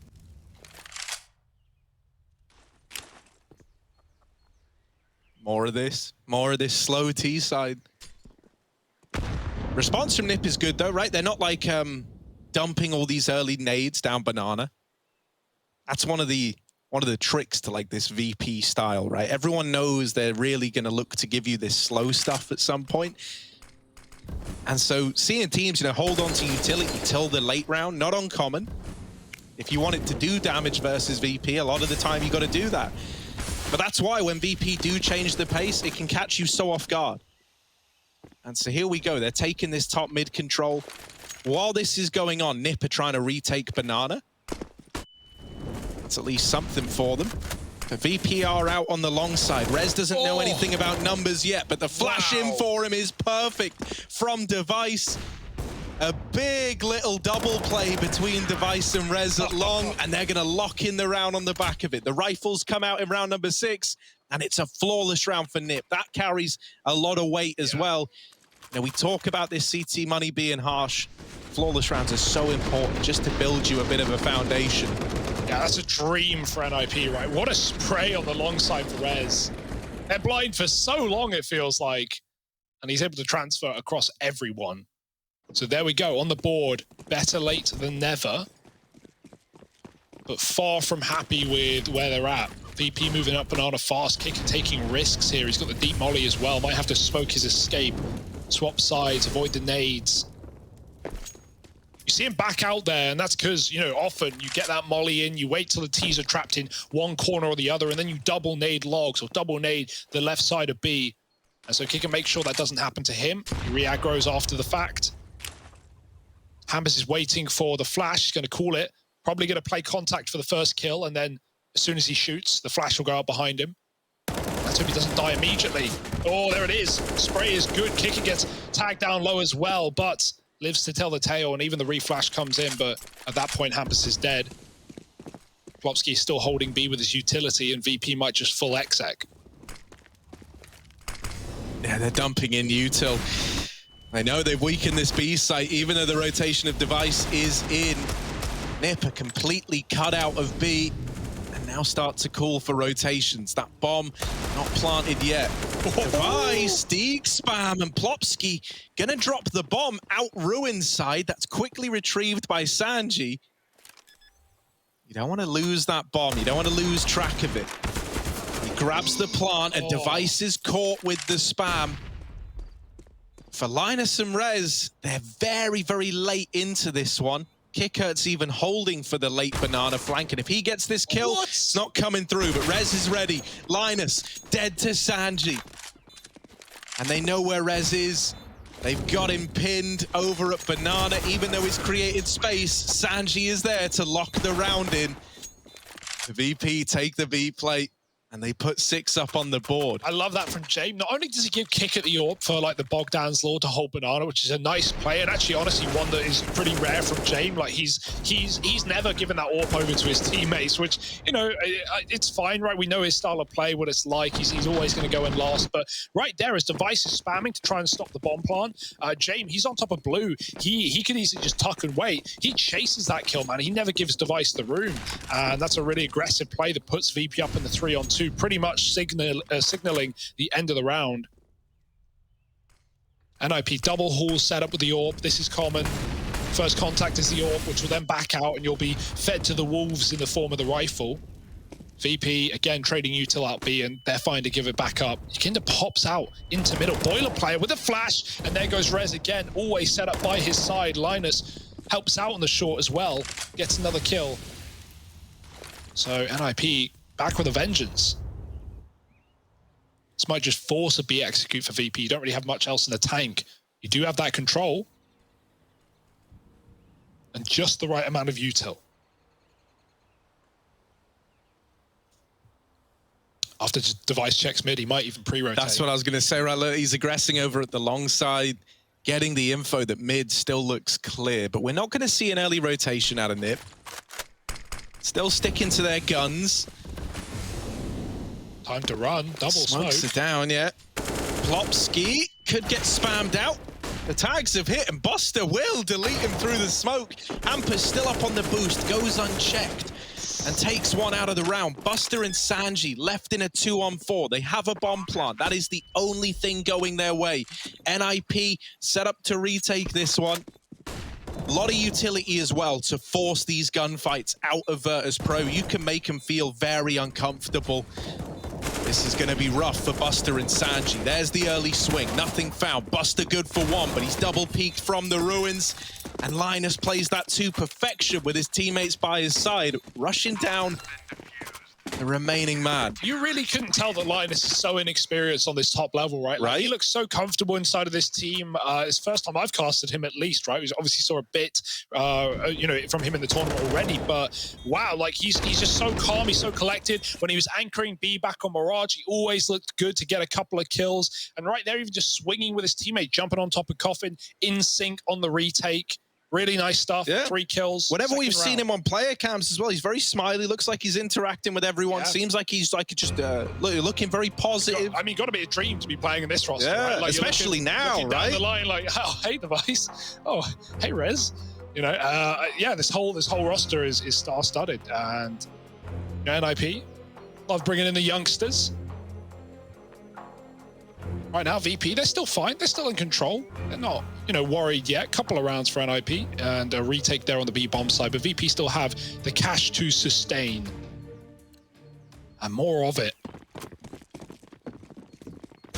Heavy on B again, but it's worth noting Device is not with them. He's going to be able to hold mid and deny that gap that has been found with the triple B setups. Kicker beats the Molotovs this time. Very far up, but it is being respected by NIP.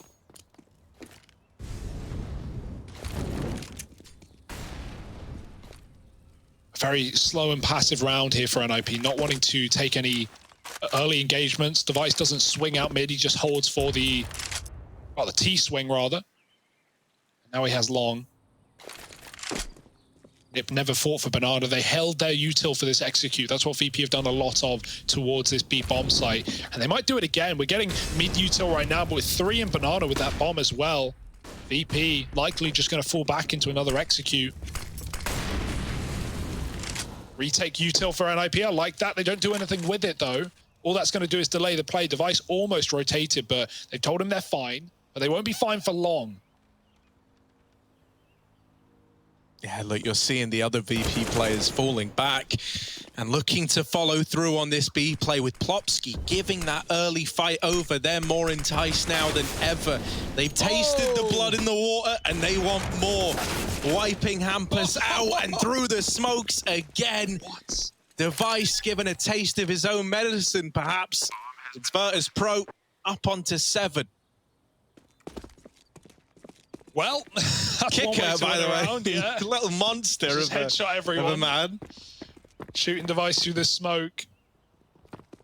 And yeah, that's twice now. Plopsy's got caught out, you know, fighting. Oh, yeah. I mean, should get checked. Oh, no. Oh, no. I would have loved Rez to just tell Linus to duck there.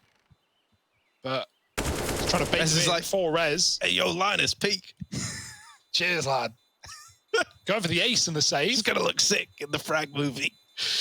They shouldn't hunt this, really. They shouldn't lose another guy. That would be quite painful. And, well, Rez, he's going for the ace. James won't let it happen.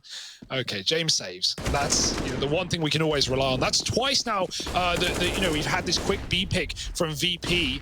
And, Plopsky playing in front of the banana smoke, trying to fight for it. Maybe not really working right now for NIP. Considering VP, all they're doing is taking banana early. Man, it's one of those awful moments where, like, Plopsky, it didn't look like he was, like, invested in peeking that. I think he was just giving it, like, one of those little jiggles just to see, right? You tell yourself, like, I'm not going to die here. I'm just playing for the info. I'm just getting the spot. And that makes the death even worse feeling, right? Like, you kind of knew it was risky taking the peek. And it's that death that really spurs on the victory for virtus.pro. And now Device is in the same spot, but far better gun for the job. And they just heard Norpad A as well, so do they realize that that's a different AWP? They're about to find out the hard way, walking into the angle. Rez. Oh, not quite good for 2. Yeah, it's always a little spooky when someone's gotten out past you. There it is again. Shame. Removing Plopsky from that same position, and now Sanji's dropped Linus in the apartments. Oh, no. This was a good start for NIP that's very quickly turned sour. We're looking at Hampus to try and be the man to save the day. And with that kill onto Sanji, maybe there's hope after all. Hampus hears them running up the short side, and he flashes himself in, but doesn't commit to the peak right away. Just playing for time at this point, right? Wait for Device. Wait for your AWP to come in and help you with this retake. Hard to help, though, when you're smoked off. There is a bit of a gap for Device. He's got to go through eventually. They're backing out and playing Porch. Buster pushed in. Hampus hoping for a kill. Nothing getting delivered. It's up to Device. Hunting with a missed shot. Might want to save here. Time is ticking, and opportunities are fleeting here for the Ninjas. Wallbang won't connect. Hampus with a swing. And it's all getting a bit uncomfortable now for NIP. They're going to get the kill. Buster, just a few seconds stalling will do enough, but he can't get the kill to Device. And NIP are on the bomb with just enough time. It's going to be a 3rd round. Nice patience from Hampus, man. Stalls that out as long as he can for Device to get set up. And he finds 3 in the round. Gets the AWP for Rez as well. So that kept by NIP once more. Trading rounds here, back and forth. It's only going to favor VP with a lead, but NIP just trying to get back into their CT side. Again, Plopsky, want to talk about that? Maybe he's rotating, right? I think he's just trying to get out of the bomb site as quick as he can. He doesn't want to cross coffins, but caught out by Jamie, still AWPing B. It's really, really awkward. Yeah, and it's one of these things where, like, if we're noticing it, he's definitely feeling it as well, right? And might be getting in his own head a bit. Keeps telling himself, like, no, I'm not going to die there. Oh, it's happened again. Yeah. Don't worry. Plopsky, this time, over at Oranges. Ooh. Device peeking, opens the round up there with the AWP. Once again, this double AWP setup was good to find the openers last time, but missed shots out of res. He's getting a little stressed up here in the apartments. Oh, bye-bye. Sanji's Deeg. That's the Sanji effect, man. Give this guy $700. He turns it into 5,000. Oh, he's going for more. Well. Sanji's just tearing through them. Now he's got an AWP to play with. They've given him the big money. They've given him the big cash. And Sanji, with a smile on his face, has torn this round away from NIP with nothing more than a Deeg and armor behind it. He's looked to put 8 on the board for virtus.pro. Big moves out of money man Sanji. What a round, dude. I don't think at any point NIP were ready for that one. They were perfectly set up in middle, right? They got a banging nade. They got a mid pick and had util down. Smokes are in the way for VP. But it was climbing back on cart that was the problem after all. And so the save has to be called here for NIP. It's not like they're rich either, right? They're not saving into another buy round. They're just saving because that's all they're going to have in the follow-up. Sanji ruining their economy on an eco win here for VP. They had enough of them on Mirage.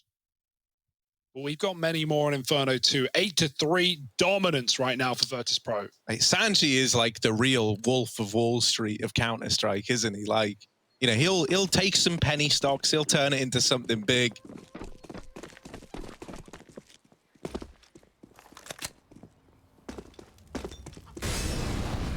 Kind of a swing round now for NIP. If they don't get this, they're on pistols, and suddenly virtus.pro have locked in a very dominant first half of play. Kicker once again with the opener, and the B site has had the red carpet rolled out. Yeah, NIP just can't find the solution, right? Device has had a couple of picks up towards this top banana, but man, Kicker's entries have been second to none in the T side. He has been muscling his way into B round after round. Think about that triple kill as well in a few rounds prior. He's going to find another, flashing through the smoke. Linus trying to get some control back, some semblance of it, but he's gone again. Yikinda with a kill, Sanji holding alt mid, and there is nothing here for NIP. Wherever they go, they meet death. It's a bit of a poison chalice being that third guy rotated into B, right? You're trying to make a big play, you're trying to regain some control, but man, you're walking into the Lions' den. And rather unsurprisingly, it's full of Lions. Yeah, often the case. They're like countering the save by going to where you save ahead of time. Not that you could know it, Rez, but don't go any further than this. You are right where you want to be. Sanji, jump scare. There's more where that came from. James says, I'm the only guy that can save, and here he is, locking them out. 9 on the board for VP. The hunt is massive because it means now you don't even have like an M4 in this round, right? You're just on pistols. 10 looking as good as guaranteed for virtus.pro. Yeah, what a great game from VP, right? Like, they, as you said earlier, probably not happy with how Mirage went. Felt like they could have pulled that one back. They almost did. And IP came alive right at 14-14 with a must-win buy. And now VP, it's a statement from them. Wanting to make this a 3-mapper. Wanting to get to Overpass, which, yeah, okay, maybe hasn't been excellent as of late. And Device is more than experienced on. But VP, their peak, man, Overpass, it was their bread and butter. Deadly Jamin Yikinda double toilet setup. Ooh. This round could still get terrifying. Yeah. There's always a potential. Yeah, any round is winnable. But this one shouldn't be. And Jane with that kill has possibly saved the day. Sanji's about to get this information. And now they go B because they've spotted everybody over here in top middle. I gotta say, there's a fairly fast T side, not even this round, but just this half of VP. It's actually surprisingly like concise. They know exactly what they're doing. It does help that they've been constantly getting these B picks, right? Like Kicker entering round after round and just finding openers, and VP just going, well, we may as well just execute. NIP have never stacked this bomb site. And yeah, so like VP, who have often just run the most slow, painful 20-second last-minute executes, they've rarely even gone A in this half. They have, more often than not, grouped up in Banana, thrown in the 2 smokes, and won the round. So yeah, it's been a really good game plan from VP. It's something NIP have not figured out yet. And it's hard as well because you want to, you know, sometimes what CTs do in a position like this is like run in an aggressive round, right? Get down middle, throw those deep volleys. Yeah, but you can't do that versus these guys. If there's one team you can't do it against, it is VP. Pushing the T's, yeah, man. I should give them the round, why don't we? Okay. Shane will sit on ramp with the AWP and he won't even fight mid. He'll just fight for the aggro every round. Yeah, he'll wait for you to come to him for like a minute and a half and then eventually make the perfect read. Yeah, so like, you know, how do you solve this for NIP? There's no easy answer, right? They've got another buy round. They've got all the util in the world. Maybe try and take that banana control back early, right? Put 3 there. They haven't gone for a banana take since they got burned by that round from Sanji. Ever since, it's been, you know, maybe device AWPing or some retake utility or holding car. I'd like to see a full B take here for NIP at some point, but they're running out of rounds, they're running out of chances, and Kicker's here looking to do the dirty work again. Yeah. I think one of the biggest issues, though, is you just feel like you don't have a read on this game if you're NIP, right? It's not like you've been able to kind of get your bearings at all. You never know what virtus.pro are bringing your way. And I think, you know, you're so concerned about the, you know, the what ifs. Like, what if this is the round they rush banana? What if this is the round they don't rush banana? Like, there's so much to it. In the, you know, there's like a million options. And VP, so far, it feels like all of them have been working. Yeah, and you know, Popsky gets flashed in. He's trying to take 5s. That's 2 flashes used now to get Popsky in. And both times, VP are not even up banana yet. They're finally here after the double flash. Popsky's going to go back in. He's got a teammate replenished at the B site. Finally, a stack here for Nip. It looks good. Kicker going to be blind. He gets out of there alive, though. They have no nade on Popsky to kill him. VP, I don't know how they managed to keep this in a 5-on-5. That's also the 3rd flash thrown from B now. So they have that information based on the utility that there's 3 players towards this side of the map. That's why we're seeing the bomb group back up in middle and look to explode into this A bomb site with 30 seconds left. Yeah, but NIP know that as much as VP do. They've already got that 3rd player back here. Linus in the pit, going to have to do something miraculous. Device is dead already. Reds through the smoke with a double, and Linus on an off angle. They might not expect it. They've already killed a pit player. They haven't seen a thing from Linus. He did drop his smoke. Do they know? They're taking their time. 10 seconds. You got to go if you're VP. You need that plant. Linus, can he deny in time? Killing the planter and getting a chance here for VP. It might just be the round for NIP. I think Jane got blocked. I don't think there's time. Yeah. Wow. He got stuck on Sanji just as he was about to get into the site. And it only delayed him. It only delayed him by like a millisecond. But those are the kind of hairs you're splitting when that's what's left at the end of the round. Oh, they just couldn't find Linus, man. They were looking everywhere. They didn't know where that 3rd man was. And, you know, maybe that does come down to the fact that, oh, this is a new player to the team. We don't know what spots he's playing in. Usually in those positions, you look at the scoreboard, you go, oh, who's alive on A? Oh, X player. Well, they play here. Let's look there. You know, maybe they don't have that knowledge yet. Linus, big kill at the last second to keep NIP in this CT side.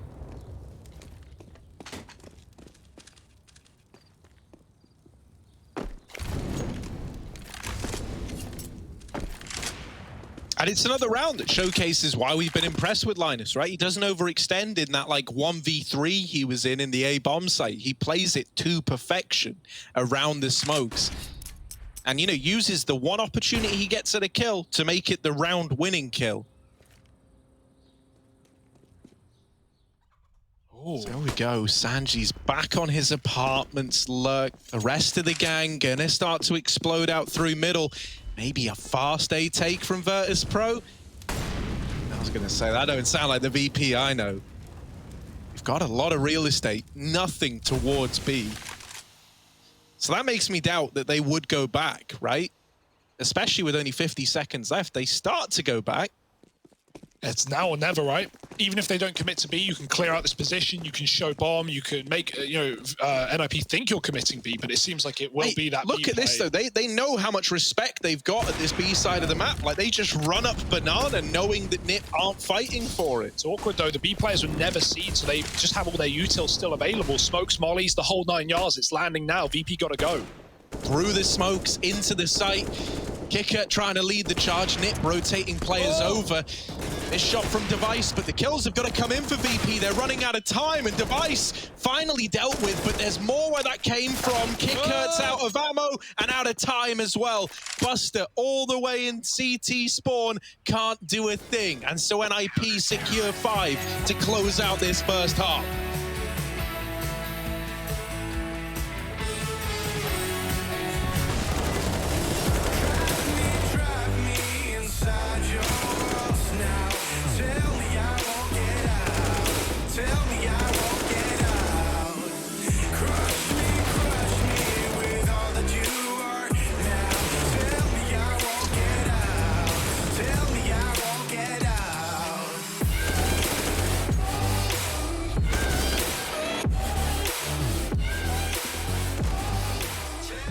In CS, only in every tournament, only one winner, only one team wins every time, and it's very big competition right now. And you need to be focused on every game, especially on playoff game.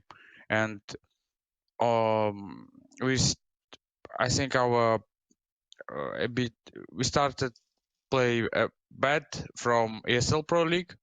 And we lost to Complexity. It was a very close game, but I think that game was in our hands, but something went wrong. But you need to be very focused every time. It's most hardest thing in CS, on every map, on every round, and when you start to lose some games, you start losing some confidence. And you need to win again. And if you don't win next tournament, you can start to think what's going on and we need to change something or everything good. And we started to talk, maybe overseeing some things. And when you're winning, it's best, how to say, лекарство, как сказать, Марк? Best. Как? Best aid for everything. When you're winning, it's you're gaining a lot of confidence, and it's most important thing to win, no matter how. That's all.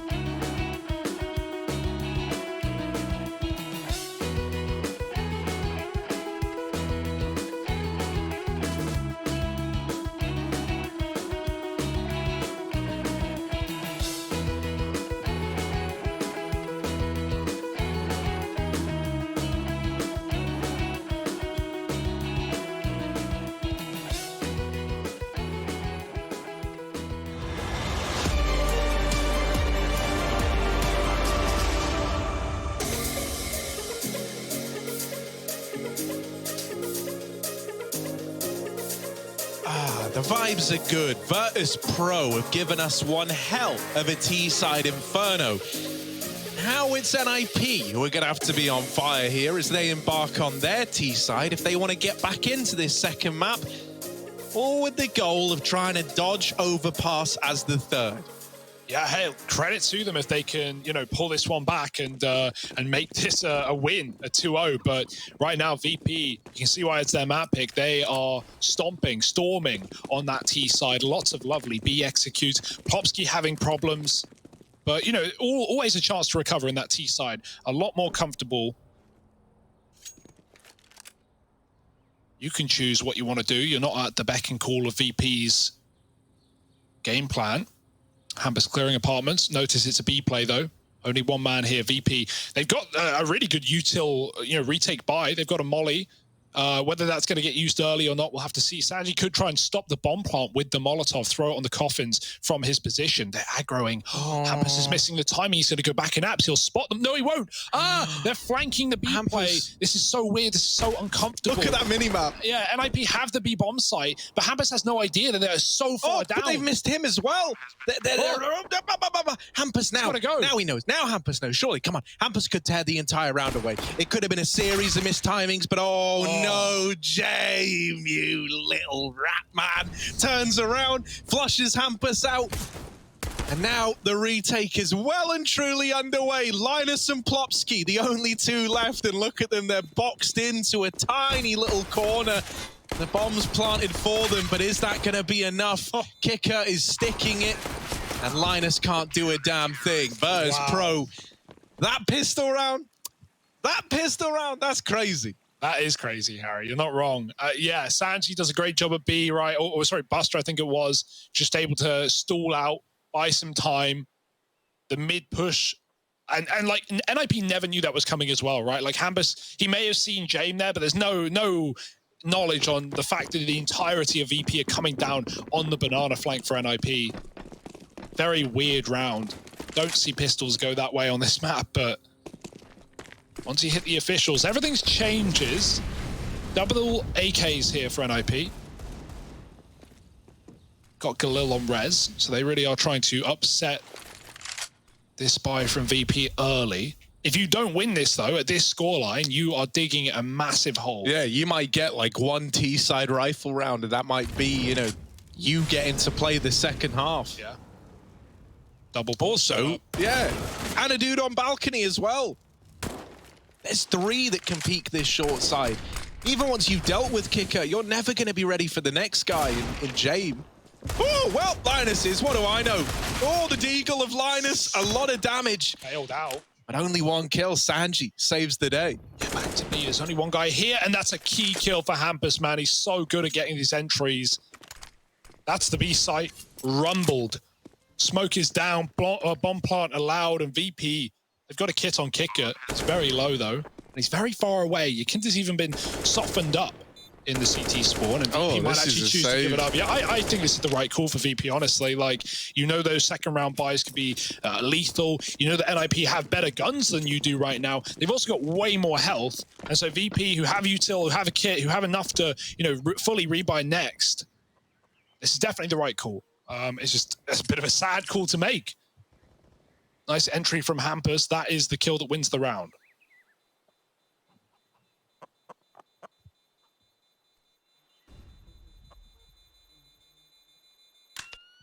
All right, though, for NIP, we said that was like a high-risk, high-reward situation. They took the gamble. They reaped the reward. Because even though you're getting, a reinvestment back in here, it is still going to be ugly. There's no two ways about it. I'm never ready to discount a VP force, right? Especially with all these saved weapons, man. Like, you put a deagle in some of these guys' hands. Ooh, now we're talking.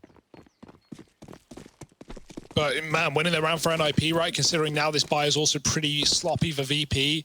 Like, NIP in a really good position despite the scoreline not being nice to them. They could definitely break the money and get back into this game, but they'd have to win this round, and that feels all too good to be true. VP muscle their way down middle, something that NIP didn't try once in their CT side. VP do it immediately, and look at the room that Sanji's gained. He's about to find the bomb before they do, and they're scared of it, This is so weird. Yeah, look, Plopsky's having a turn and look away at everything, and so he's blindsided by Sanji. Hampus is now like, wait, they're in our spawn? Oh, VP. VP with the aggression. So forget everything I said, right? Now VP, I don't like calling games before they're over, but like, how the hell do you bring this one back? It's looking excellent for Virtus.pro right now on their map pick. Sanji's having like game of life as well, bro. 24-8. Yeah. 3-0 KD. And in spite of all of that, can I just say, this is why we love Sanji. He's dropped the AK to Buster, and he's bought an MP9. Yeah, and that's what he wants as well. That's it. That's not even just pressure. Sanji, more than versatile with these weapons. NIP now rebuying back in, but as said, like, you know, off the back of losing that round, a must win for them, and they have nothing to play with here. Not a single primary weapon. Lots of utility, but how much value will they really derive from that? Very patient round, doing their best VP impression, sitting on the T-ramp. James trying to AWP them, spot some heads. And hey, that's where the bullets come from. Oh, that's a meat grinder. Oh, death by 1,000 cuts for Yakinda. Nades are good in response, though. It's made them all very, very wounded on this B play. And look, virtus.pro are calling for the entire changing of the guard. They're bringing everyone around to B. Oh, more mollies, more flashes, more everything that you don't want if you're NIP. Buster's pushing a smoke. He's finally put down by Plopsky. Grabbing a gun, Plopsky, this could be his round here. It's time for a hero for NIP. Sanji, the smoke fade almost doubles up, but he's done good work. Bomb is loose, and forget the plant. NIP are looking for kills. Flash is good, but James up close and catching Hampus as the smoke fades, leaves Plopsky in an important clutch. 1v2, James rerouting, trying to double peek with his teammate, and Plopsky knows he's got to hit the headshots though, needs precision. There's the first. James, now he loves these rounds, he loves these clutches, and that's why. Man, Plopsky needed that. He needed a little victory just to kind of, you know, try reignite him. He gets the first. I was feeling weirdly optimistic about the whole situation. Then you look at who you're left up against, right? Then you look at the guy who's up against you in the 1v1. It's James, and the scariest thing about being up against James is not only is he great at landing shots like this, but he's also someone who will gladly play the clock against you, right? And so in Plopsky's mind there, he's probably going through like 1,000 different decisions that could be getting made. And they're rebuying again. I mean, I can't really blame NIP at this point in the game for doing this, right? They get 4 kills. They do so much economical damage. The risk of this is like, you know, you don't really have many rounds left in this game. But if you win it, you can get everything. You can scavenge guns from VP. You can break their money. But it's what they tried to do, right, with that second round win, and they picked it up, but then VP saved with 3 guns and traded the round right back. Worth noting quickly, Yakinda's like 5 and 12. He is silent in this game, and it's not making a damn difference. So VP having some heroes saving Yakinda from embarrassment right now, 13-6, and they're storming out of apartments. Oh yeah, that's a little bit ugly from KitKat, and Sanji's dead as well. Yakinda will deal with device, but still a 3-on-4. Like, if this wasn't the caveat of it being a 4-spy, I don't even think you'd consider this for a second. It's the only reason why VP is still floating around, and now they're definitely saving. They're gone. Yeah. And like, you can't get too optimistic though, because as I just said, NIP already did this, right? And VP saved the guns. They always know when to call the save, and they won the follow-up. They can do it again with this AWP held on. Got to keep the AWP though. Jay making sure that happens, finding Hampus, and Buster ready to pounce if needed. There it is. Rez falls into him instead. But that is a really big round for NIP, right? Up to 7 now, winning it back-to-back 4 spies, finding the second one at least. VP, they would love another $100 on either of these saving players to be able to drop over rifles. That actually might get in the way. 2 players on 14 is enough reason to force, though. See, like when you play VP, there's always like this little X factor of it. It starts to feel like a war of attrition, right? Like these guys' game plan involves it going on a long time, involves this being a drawn-out series. And so one of the hardest things about being against that is, you know, keeping yourself in it the entire time. If this ends up going 3, can NIP continue? Same kind of energy, trades back and forth at Banana. Still hanging in the balance of control, and Hampus trying to plant the flag of NIP on this position. Him and Plopsky working it together. They don't have a flash to take this peak. So James given a lot more freedom than he would normally have. There's one with the AWP. Without a flash to get it off the angle, you're relying on Plopsky just doming him. There is one dropped in from Linus all the way at the bottom of Banana. He did come back to throw it, but Plopsky wasn't able to capitalize. Yeah, I mean, that's a bonkers position for James. He's solo B, he's got full util, and he's AWPing sandbags. That's crazy. That's why NIP aren't ready for it. Who would do that? Only James. And he gets out scot-free. Now back into the stack go NIP, back into 3. Sanji stalling, but he's not going to last long. And Plopsky with a double entry may have just saved the day. Nice try by Buster, but now Rez is in the 1v1. James, he's already picked up one of these before. Can he do it again? Look at him, Cyclops, man. Creeping on up with the AWP. Scoped all the way back in CT, so he's not making any noise cues. Rez still adamant it is this long flank, holding for it, sees the head. Both players miss the opportunity. Rez, there's the swing, and the 1v1 closed out by NIP. 8 to their name now, and finally breaking apart this VP money. So suddenly this game's a little more interesting now. This is what NIP have been trying to do since the second round, right? Like these constant forces, constantly buying Tech-9 armor nades, and it worked eventually. Cost them a few rounds in the process, but here they are. And also Plopsky, very, very slow first half. He's recovered really well. He just got a massive double entry there to get NIP in the round. They would have never won it without it. So yeah, things like that, like Plopsky having a bit of a recovery, these could all bode well for NIP. No, that was the exact reason I found myself rooting for him in that 1v2 attempt, right? Anything to try and reactivate the guy. Anything to get his head back in it. This round's a nice little mop-up. It's nice, it's clean, it's exactly what you want if you're NIP.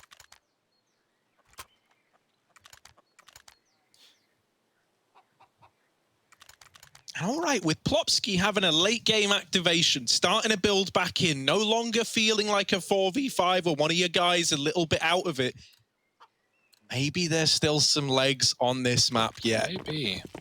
I think you're onto something, Harry. Buster, glass MP9. Glass staple gun, we'll anything call it. for James Orb, Harry. Anything for James Orb. Buster's thinking like, man, is this how it feels to be Sanji? Is this what it's like? Oh, well, it might be worthwhile. James up in abs. Linus alone right now. They're walking up mid. Oh no. This is huge. This is NIP pulling their own Sanji maneuver. Yeah. Right. Linus is not moving as a result. He realizes, like, if you're getting this much room in middle, there's got to be an app set up. So he just dodges death, waits for this play to activate all the way around, and still not a step taken. I almost hope that now these players in mid start to make some noise to, like, bait the rotations. Never mind, never needed. Kickert's dead. Linus is still holding, but Jane will find him with the no-scope. Now it's like, I reckon they will. That's what I was going to say, right? The weird part is that, like, 4-on-4, yeah, it's achievable, but you've just lost the A bomb site right away. You've got 3 over towards B. The rotations would take so long that this isn't doable. Yeah, you can say what you want about this. Like, a lot of people will laugh, I think, again, you know, VP, but there's so much logic to this, which is why they're pulling a save in what you could argue is a very winnable round. It is more so than anything coming down to positions, and 3 being stuck over at the back of the B site. That's enough reason to throw in the towel. Lovely round for NIP, though. Starting to warm back in. Maybe, Harry. Maybe. They've got a chance still. Yeah, well, I think importantly, right, we're seeing some, like, key, you know, guys like Plopsky coming back in, but on top of that, Hampus is now finally starting to feel like he's got a read on the game, right? Like, he's got some bearings here. The space created on the back of this mid-walk in the round was unreal. And these were the kind of things that VP were finding constantly throughout their T side. So you're starting to feel that kind of like momentum about reading and, you know, feeling out your opponent, swing back the other way. And that could be huge for NIP as they're now 10-13 in this map. Yeah, James flashed off mid as well. Device is posted and he's got the kill. That's the flash to get him there and to get the advantage for NIP. Kickert's grabbed the orb.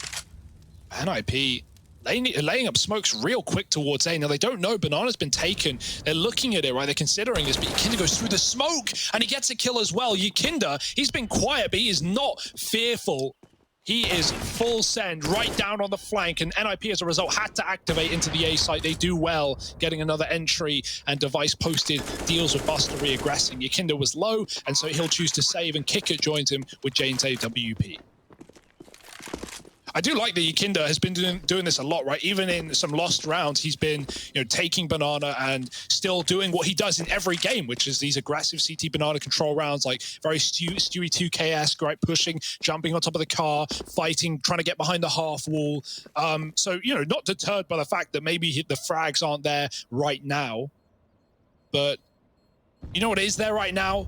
The recovery from NIP, the comeback. Yeah. And honestly, you're talking about Yikinda, I think he's going to be a very key piece of this puzzle. We so often say that the hardest thing about playing against this VP CT side is, like, if they get a man advantage, it's so hard to reclaim that.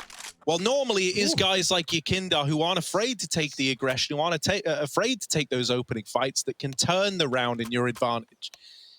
But with him being so quiet, that responsibility's got to fall on someone else's shoulders.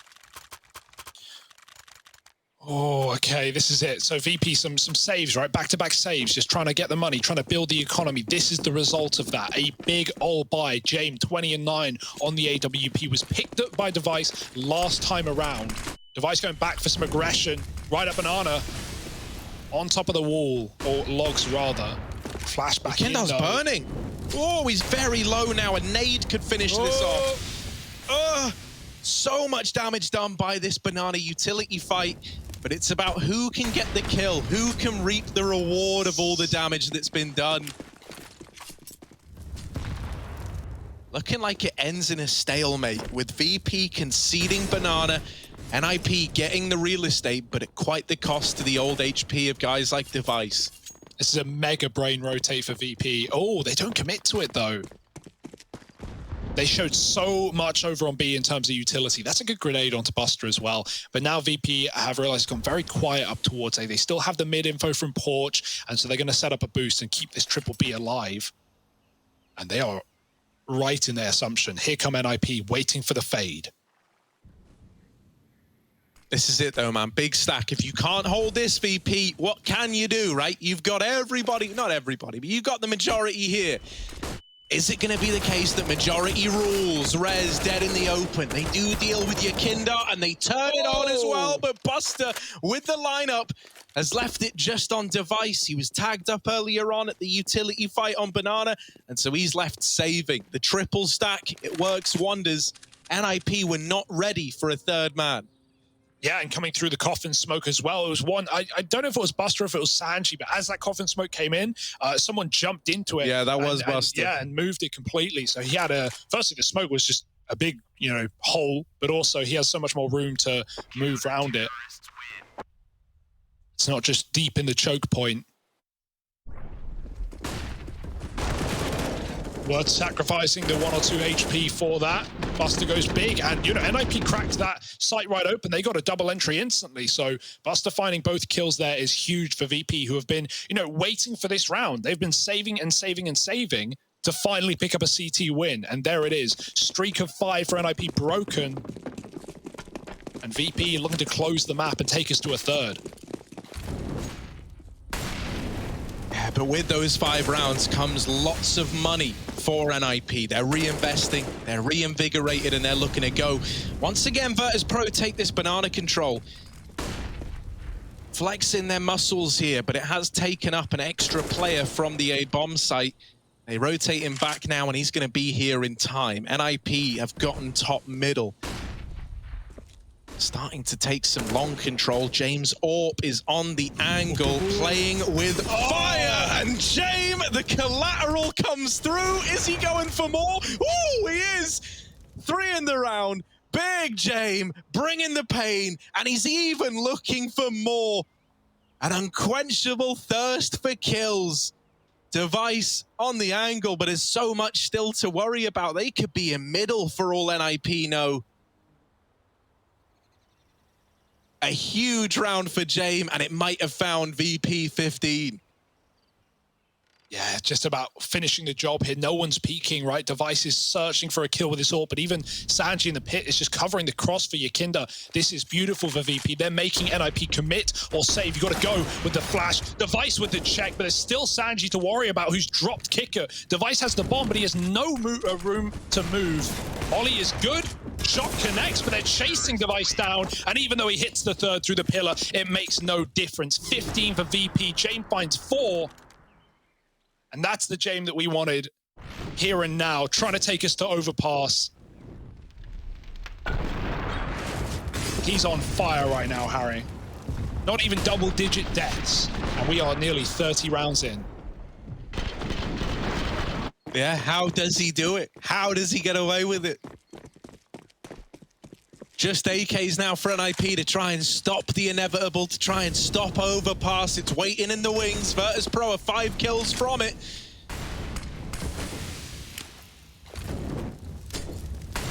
Nip is sweated now. Oh. Ollie's a banana. Yakinda are pushing up behind these smokes. Trying to get tricky with it. And oh, Yakinda, this is what we know and love out of the guy. Gets that opener and makes out like a bandit. 5 on 4. The utility damage, even raining it onto NIP, just makes matters worse. And even then, Yakinda's still hanging around. This is ballsy, but he's good for a second. And at this point, hell, it's been worth it. He could get even more with these 2 players both tagged up. Oh, he will. Yakinda tearing it away from NIP. Device and Linus left alive. The bomb's back in T-spawn. I think the reality might be setting in for the Ninjas, that this one is going to a 3rd.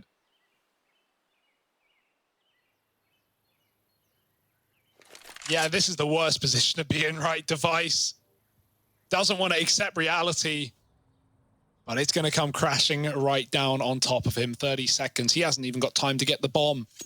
It's a done deal. It's a 3-mapper. It's VP fighting back on their pick. And even though NIP had a bit of a comeback, it's all in vain. virtus.pro 16-11. A statement on Inferno and Overpass, as said, where this series will culminate. It's going to be a banger. You don't want to miss it. So come back after the break.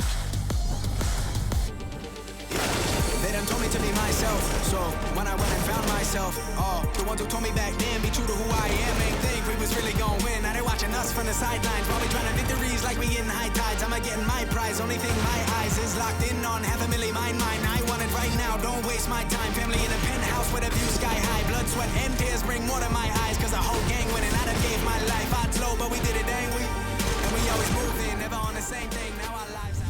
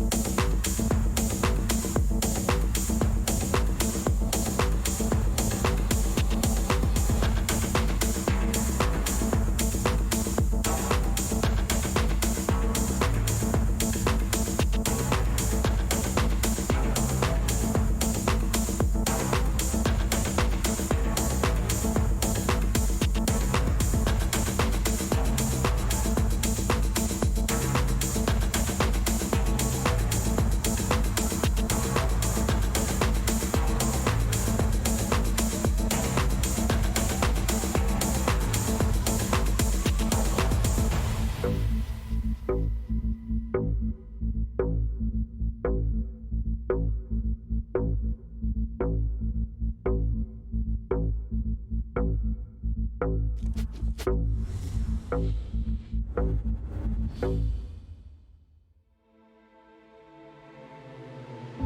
were caught in the fire. Our faith was left out in the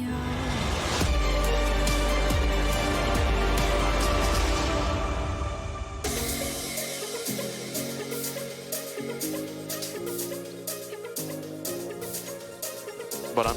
25 секунд у КБ. Побежал банан. А, не, к вам вроде. Идет к Вам. вам. Найс. Хорош, Малик. Absolutely ruthless from VP, but that's what we expected on Inferno. Not only was it their map pick in this series, but it is their signature map. And they had a signature T-side, Janko. Slow and suffocating. But NIP, they should have been prepared for that, surely.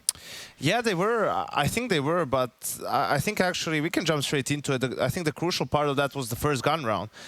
I think NIP had a plan for that round, knowing the slower pace that's coming in from VP. But VP, I don't know if it was because of the weaponry that they have, or just, you know, that was their plan coming into it. You could see the early trade in Banana, but they're taking actually fast mid control, and Sanji, it seems like 1 minute 20, he's already in CT spawn, and he's going to catch Rez here, who's coming back from B completely off guard. And the reason for this is why I'm saying NIP was prepared. They actually opened up this round with 4 guys starting B, right? That sounds maybe a bit crazy, but if you're expecting your team, your opponents actually to play slow, you send 4 players down Banana, right? The reason for that is the first 2 guys from A basically are using 2 Molotovs, a smoke, 2 HEs as well. So they're basically making it look like you're using all your nades, and then you either take full Banana control or you can just fall back and your 2 guys on B still have full utility. The reason for that is the Ts might make a call to go up Banana thinking you're low on utility, do like a B pop or just a B execute, but the CTs with the full utility saved can hold the site. So what happened was NIP was doing that with 4 players, but Sanji was just sneaking up into CT, and that's why Rez, who's coming back, has no idea that he could already be that deep, because the only NIP player on A was all the way down inside pit. So that tells me they were prepared, like they were expecting something slow, and that's why you go with the 4 guys, because if someone is playing slow, you have time to go back to A. VP switched it up a little bit, and that gave them pretty much a 5-0 start, and you know, it all went downhill from there. As much as I think that's right, that the whole setup, the whole round was completely as you described, and they had the same point. But I don't think that's an anti-VP. I think that's just a move they have. The only mistake that they picked the wrong round to do it. Yeah. I don't think on 0-3 you start like that. Yeah. We used to do it when we were 3-0 up, not when we were 3-0 down. Yeah, that makes sense, because like they have AKs now, they have like SMGs. He's gonna go for that reactionary play, walk up arch. The worst thing that can happen is gonna 1v1 battle with somebody on arch and maybe win it. Even best thing happened for him. Nobody was there. He used the space. But the thing is, playing against VP, right? You cannot allow them so much space on Banana, because that's exactly what they want to do. Like, you need to have some sort of a plan, like timing retakes, you know, playing top middle, anything that's kind of semi-aggressive, not allowing them so much space. They played a good half like they did against Spirit yesterday. They got double digits. Again, it's very hard to beat them once they get so many T rounds. Almost impossible. The winning factor of the round that you did show us, Janko, just now, was Sanji with his sewing machine running up mid, wrapping round. Can we please celebrate Sanji? Is that okay?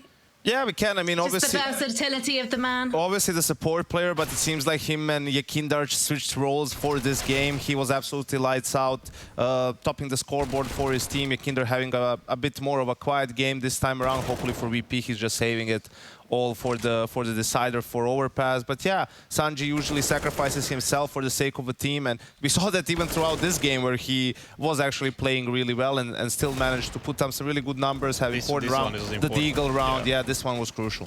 This one was important to kind of bring half to like a double digit for them, and yeah, Sanji was playing really good. Yakindar was, I guess, saving himself for the last map. So all in all, I would say that's a fairly standard performance, pretty high performance on Inferno from VP, as everybody expected.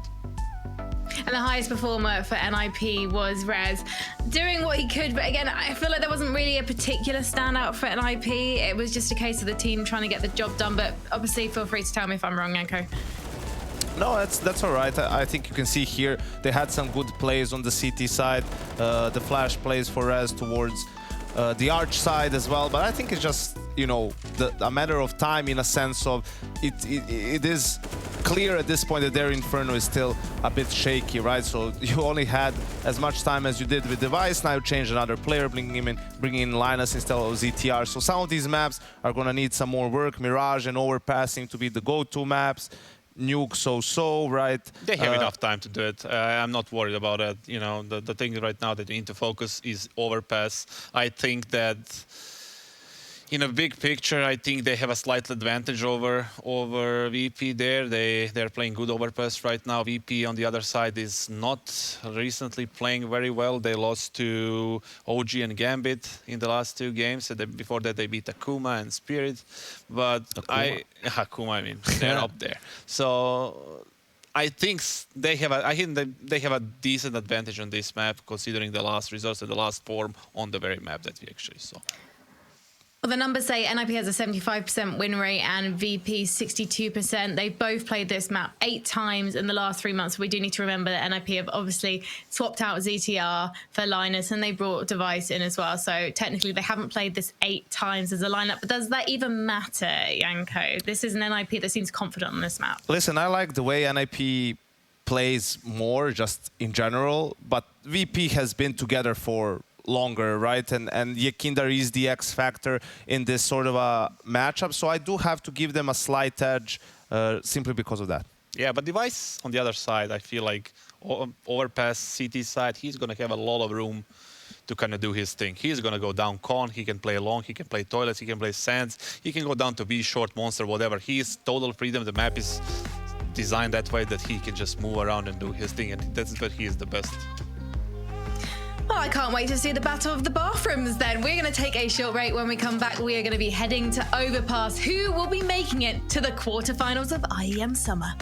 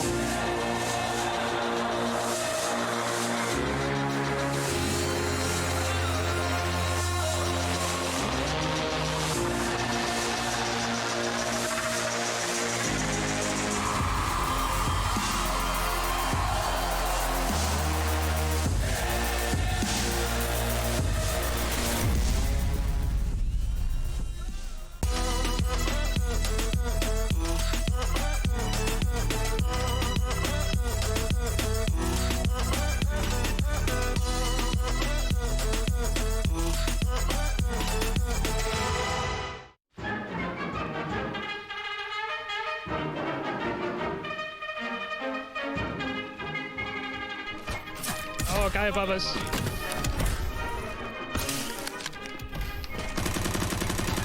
Guy above is dead. Don't know about the other bumper. I'm at the guy at the very, very back of the map. Oh, someone else. Oh my god. There's more, there's more. Ah, 10 seconds. I'm just going, dude.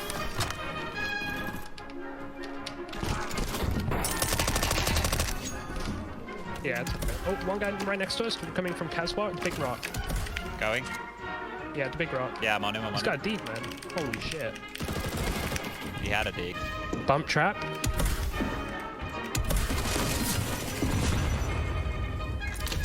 Nice. So he shifts up.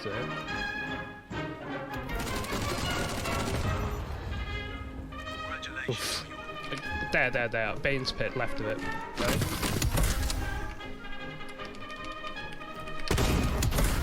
I swear there's another. In this tower. I'm holding him.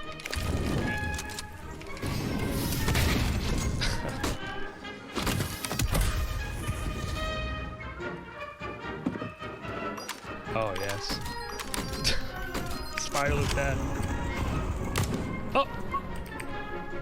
There it is.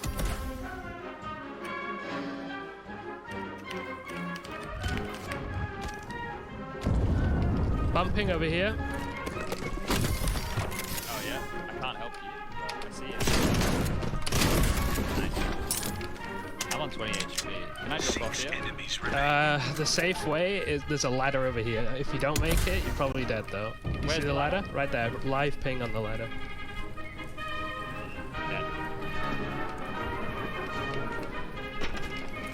Well, that's going to look funny for sure.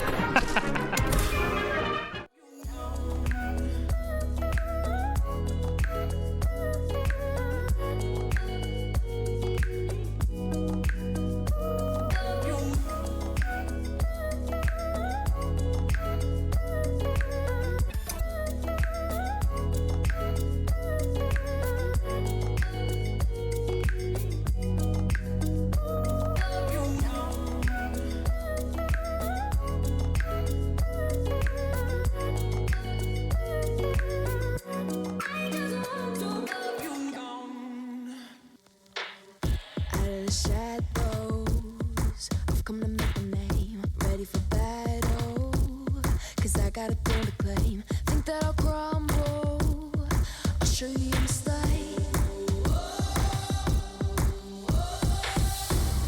Where you see me coming, better run for cover, cause I'm not soaring down, I'm never going under. I survived the pain, I know it made me stronger, so meet the monster.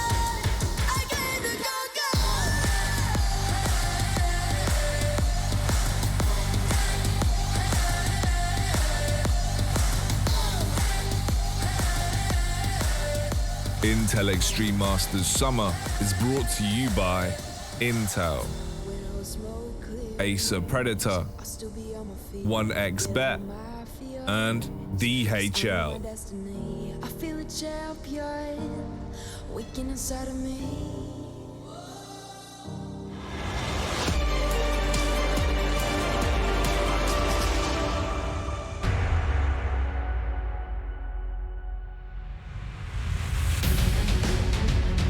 Oh, it wouldn't feel right if it wasn't going the distance. It's all or nothing as we head on to Overpass. virtus.pro and NIP going to adorn the server once again in one final clash.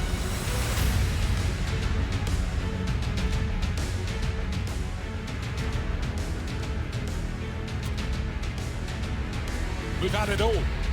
We've had James saving, we've had James Orpin, we've had comebacks on both sides, both of which couldn't be converted, and either team winning their map pick. Here's where it culminates. Can be a VP Classic at the best of times, and we're getting a lot out of virtus.pro ever since Inferno, so let's see if they're up for the task. CT for VP, NIP, B Rush, and here they come. Oh, there's a big stack here for VP. That's an awkward flash. Kicker and Buster, good for a kill apiece. In come the ninjas, getting closer. They don't know about Buster on the short side yet.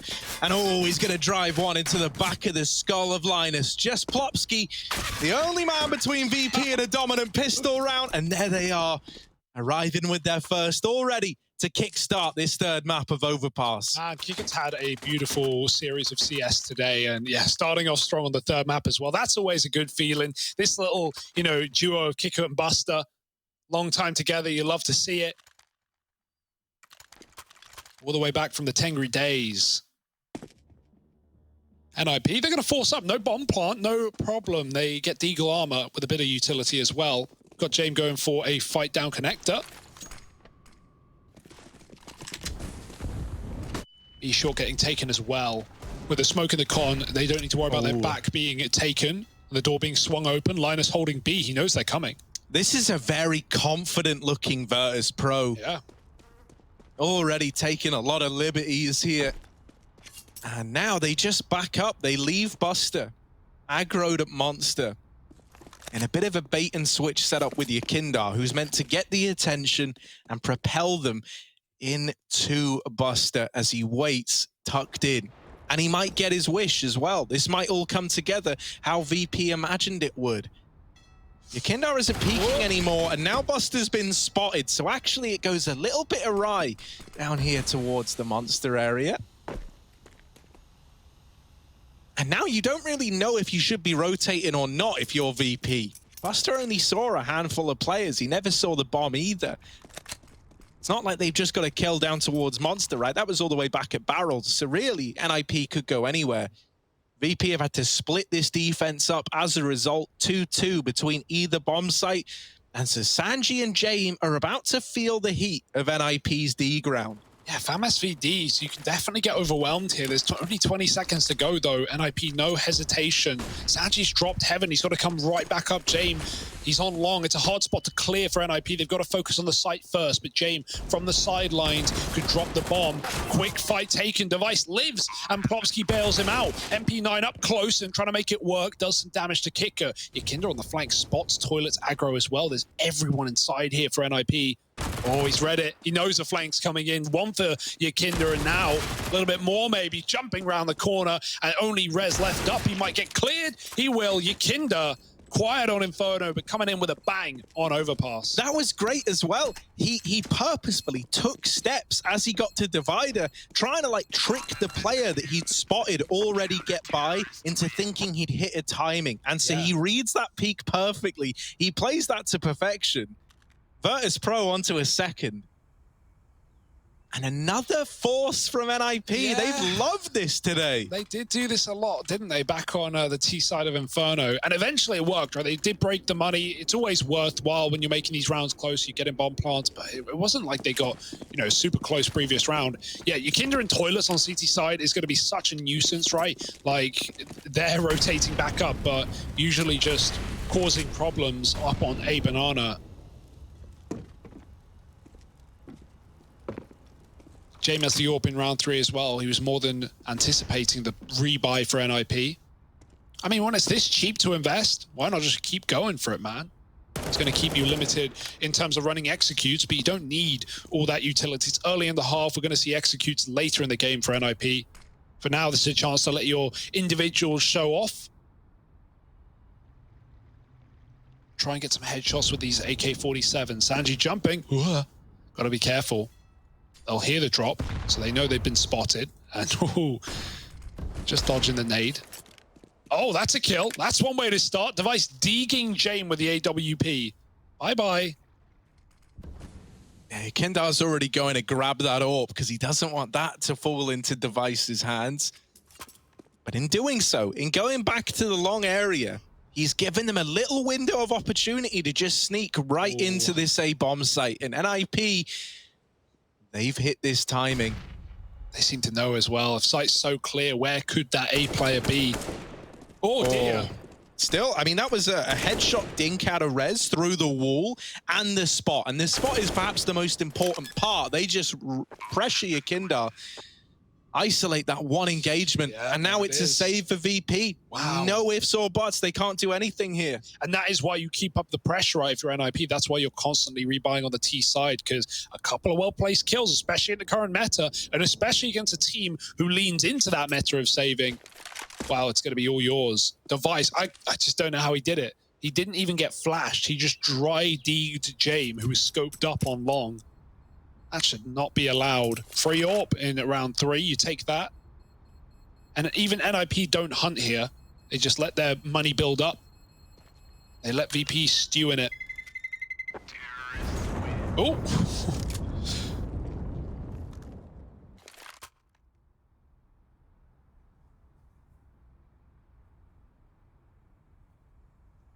And, you know, VP save, sure, they have some money. They can drop over some guns. You definitely have to buy here. There's no question about it. You're so early in the half that you're still, you know, in what would be the remit of forced buy wars.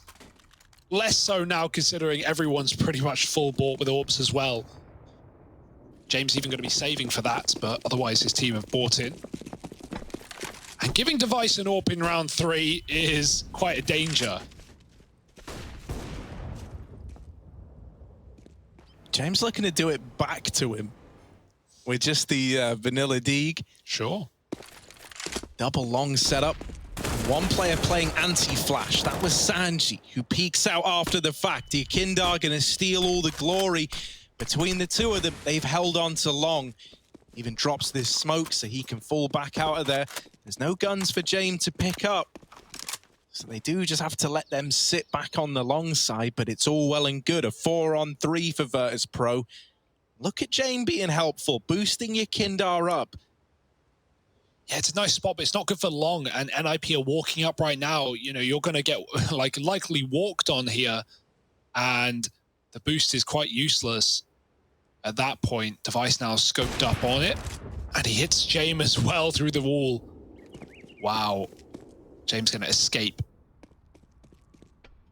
Gambling B. And this is around the VP are going to be left saving in, right? It's only one man on that top site. They're trying to run up now.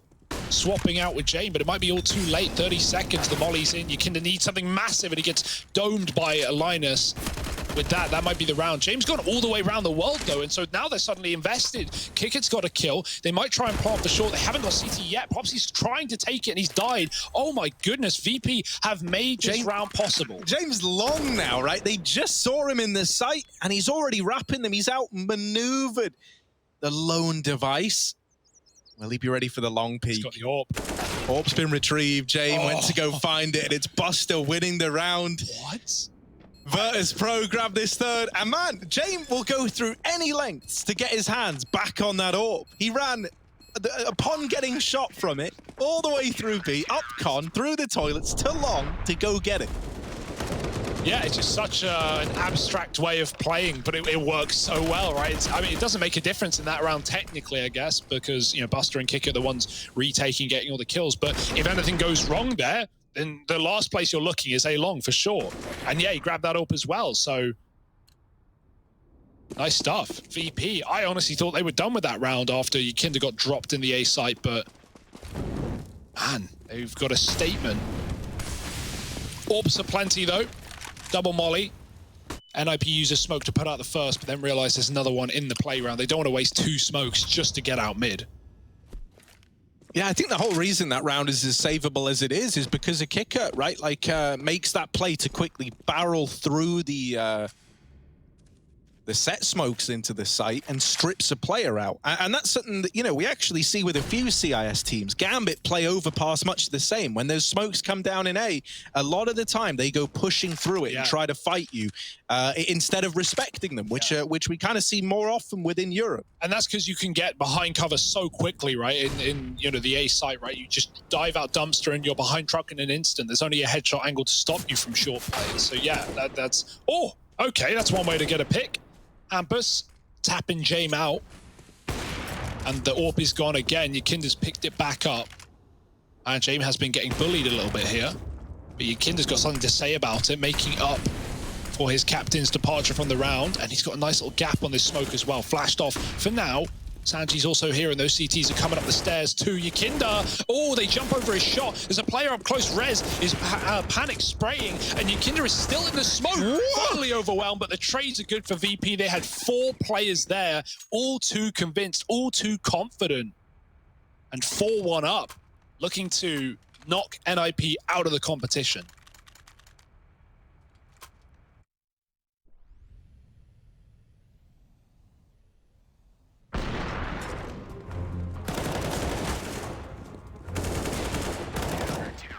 VP seem to know exactly what's going on, right? There's no guesstimation, no second guessing here.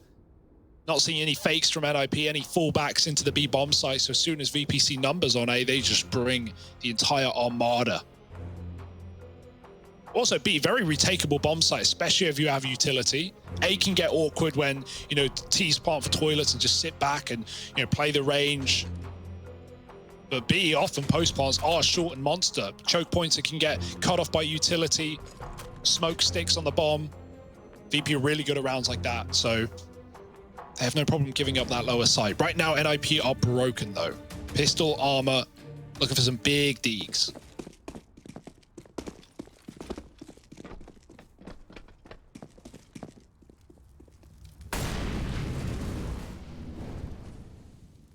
Yeah, and we've seen these D rounds get out of hand a lot today. Oh, Hampus. Right behind him is Yakinder pushing through that smoking con. And the boys at Monster have got matters under control. Yakinder will fall, but that's the only casualty on the VP side of things. The bomb is dropped out Monster, and so really this becomes about doing damage the way of VP.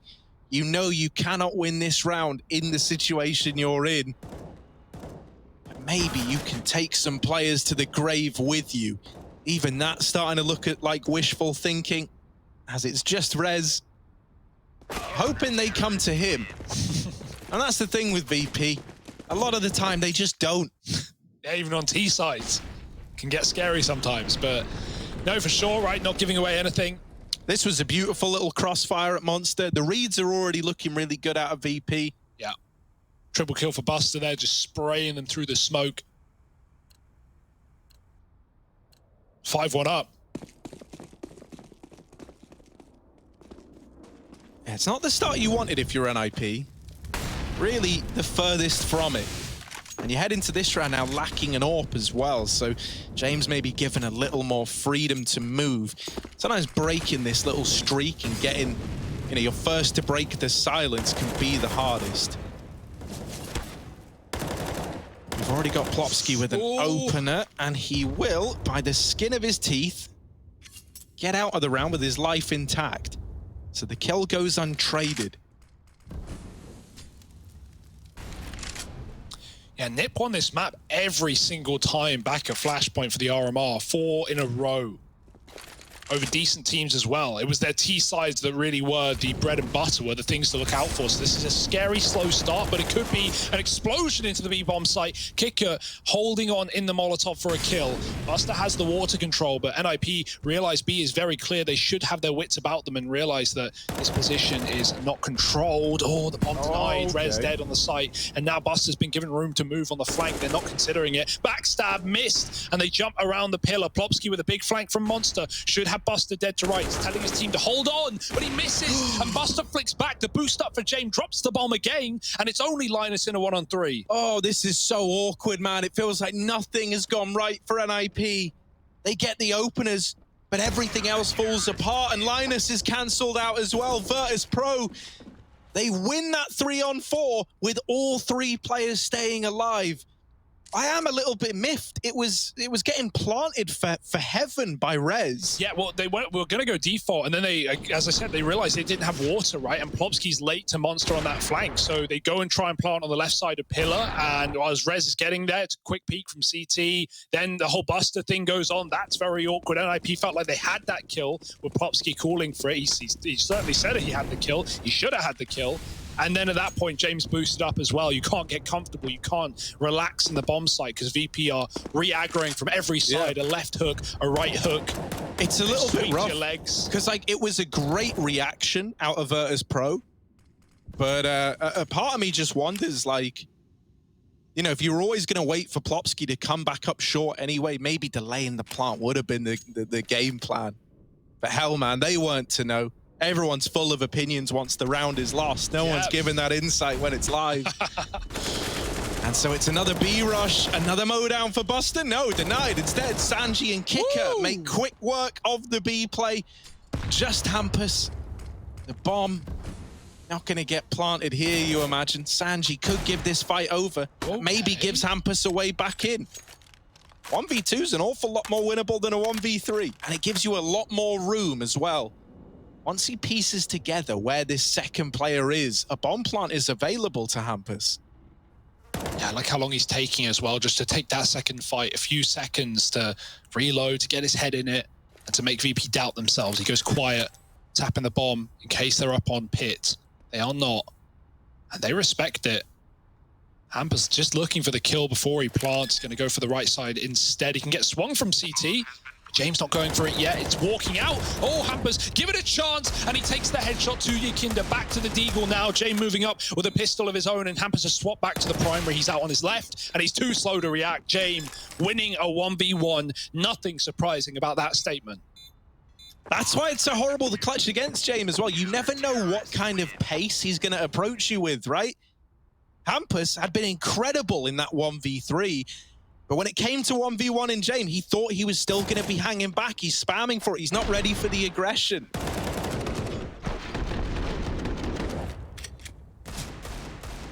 This is excellent out of Look, VP. James realizes, like, look, man, he's not ready for this. Not ready for the fastness. Not ready for the quickness. Yeah. So many, like, AWPers will run Deagle as their second pistol. James, like, one of the only ones who runs like a P250, and he wins so many rounds with that P250. It's ridiculous. What a game out of VP right now. Do NIP have a response? That was, you know, again, pistols. It's coming down to full guns now. Time to really prove it. Oh, it's a tag. Hit Yakinda.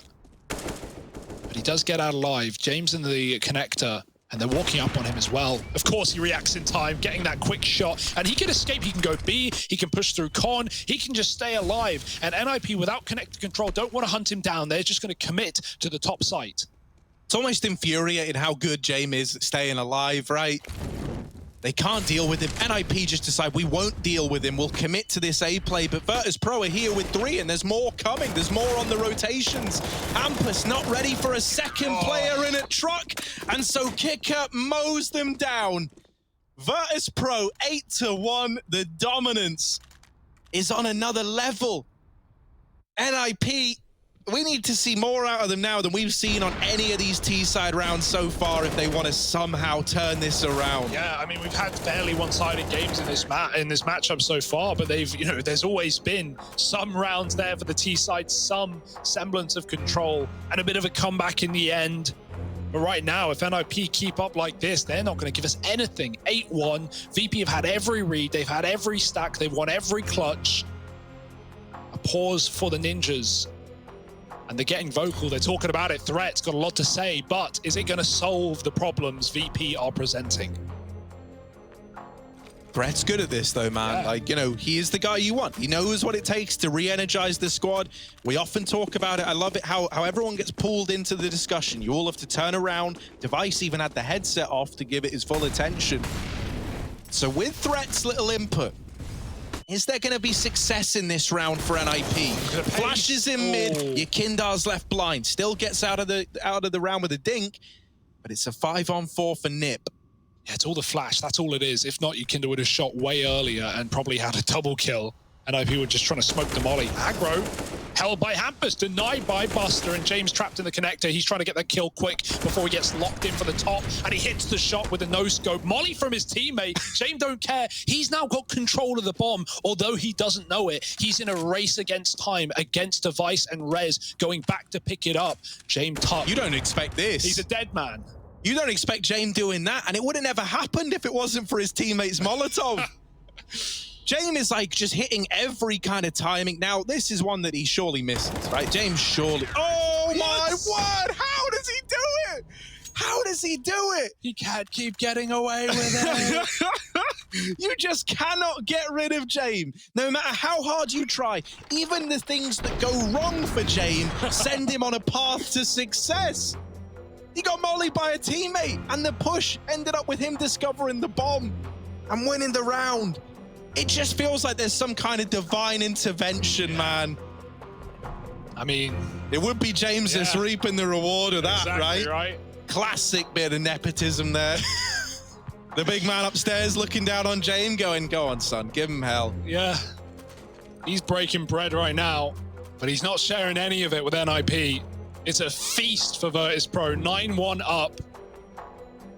And something's fishy about this T side. One round is all that stands for NIP. They can't catch a break, man. They can't get James out of con. They can't get into a post-con. You know, these last few rounds more than anything showcase that, like, James is some kind of mad genius, you know? Like, with his ability to piece together what the right decision is at any point in time to just guarantee his life. James like a little, like parasite almost, man, you know? Like, he's just concerned with self-preservation.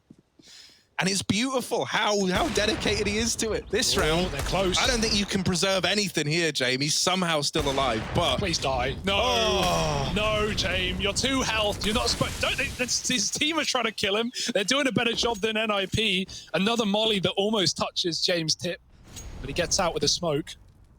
Giggity. I don't know how he gets that kill, man. But here he is, still standing strong. Making the BGs proud with how long he can stay alive. And he's giving me the heebie-jeebies. NIP back to the B site, walking this smoke. Yeah, they're looking to play into B, but geez, is it going to go well for them? Sanji nails the opener. And man, it just feels like you can't set a foot right if you're NIP. Everywhere you go, you're either losing fights or running into a stack. And this round, well, it's a mixture of the two. Bomb dropped. Rez, not long for this world. He's been spotted, and everyone's going to face him. Why wouldn't you? Flawless rounds for VP. Not only are they running triple AK, but they've got 10K a player on most counts.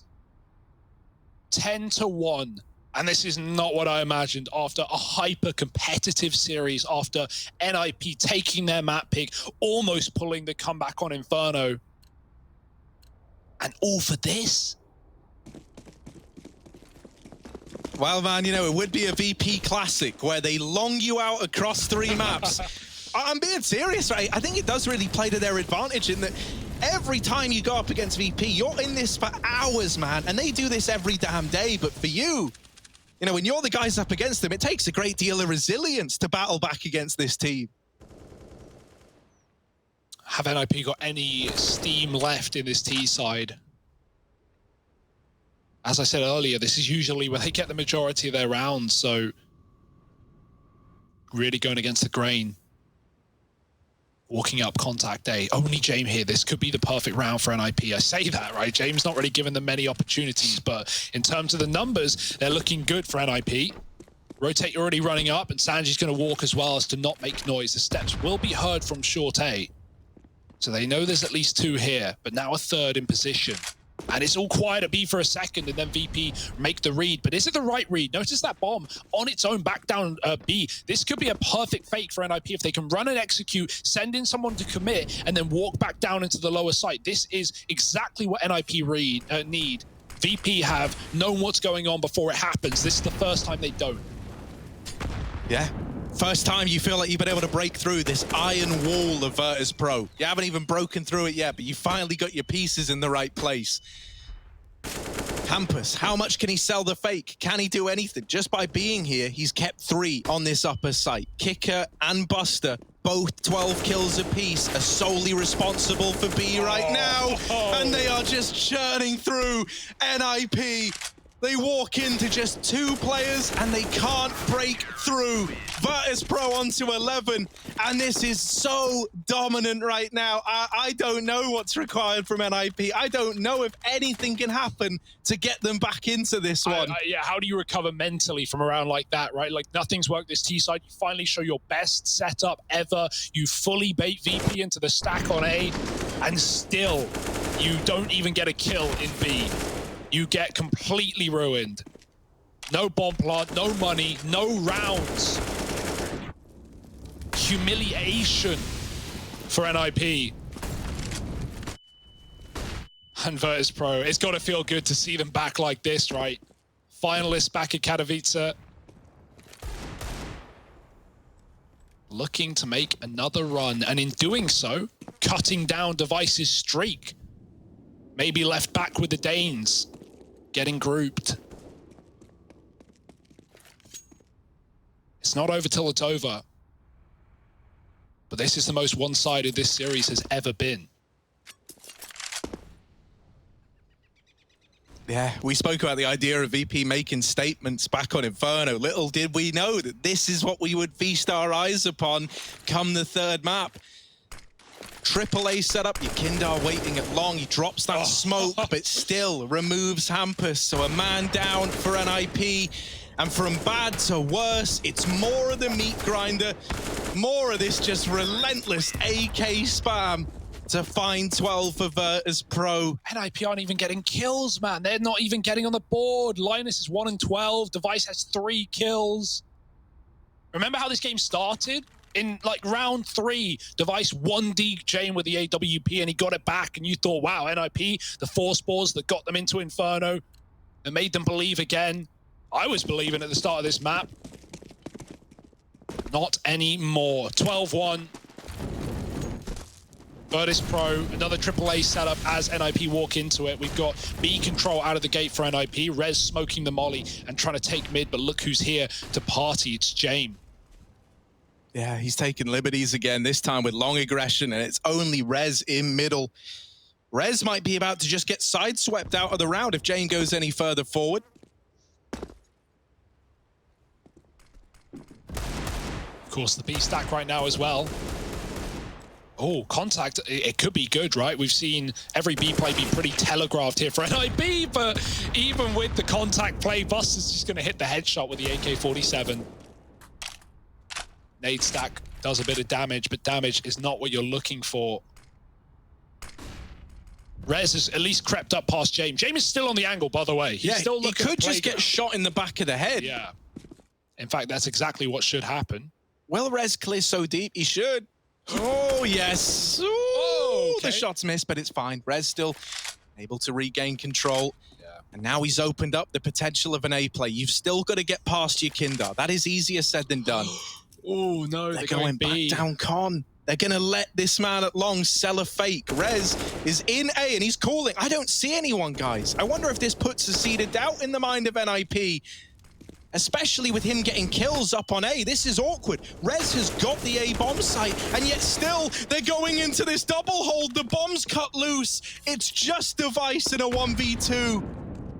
They had A, but they didn't have this bomb there, so we look to Device. We say, come on, can he do it? But Sanji just wide swings him from Monster, and the round is virtus.pro's. That's a mental play for Sanji, right? Him and Buster are so ready to be for that execute. They both get a two-piece. Sanji, he leaves, he runs away, gives Device the bomb because he knows, you know, taking a fight gives Device a chance to clutch that round, gives him two one-on-ones, and the most chance he's ever going to get. The second Device sticks the bomb, Sanji runs back out and cleans it up.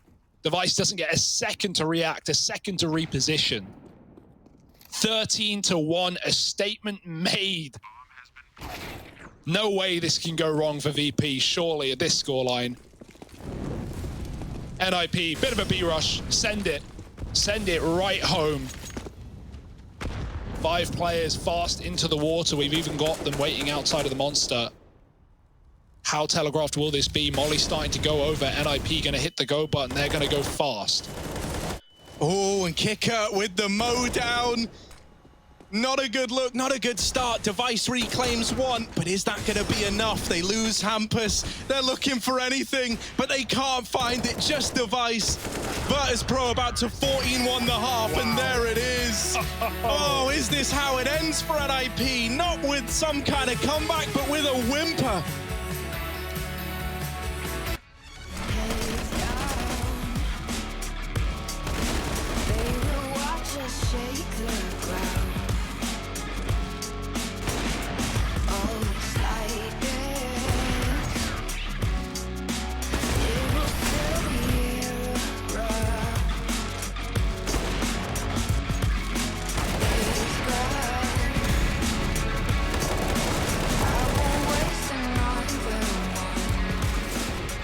Okay, I'm actually gonna say like the most underestimated team in our group is Fnatic.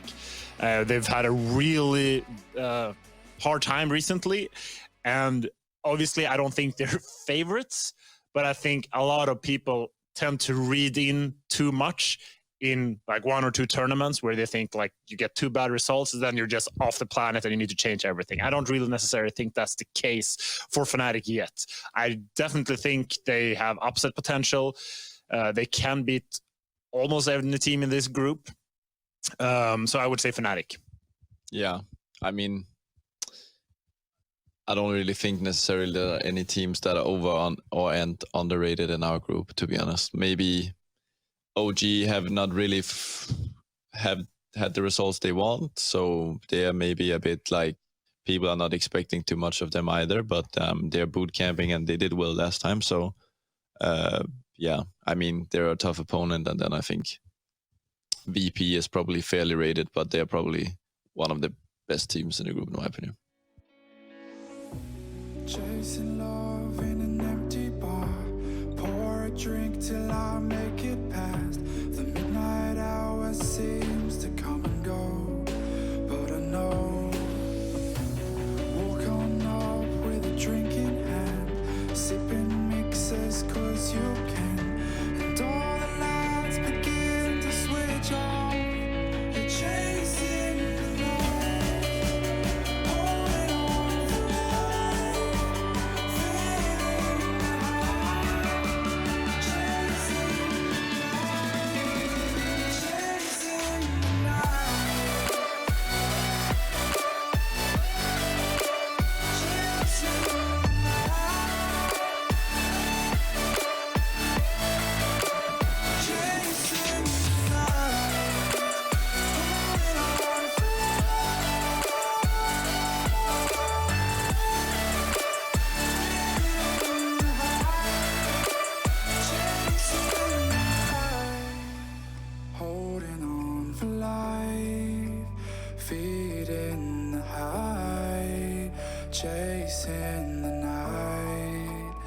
chasing the night.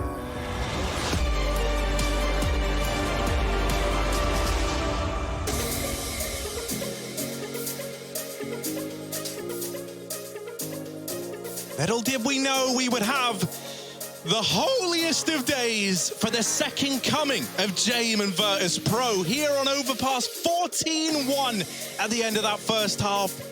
They're not just looking to send NIP packing, they're looking to make a statement and secure a spot in the playoffs. My, oh my.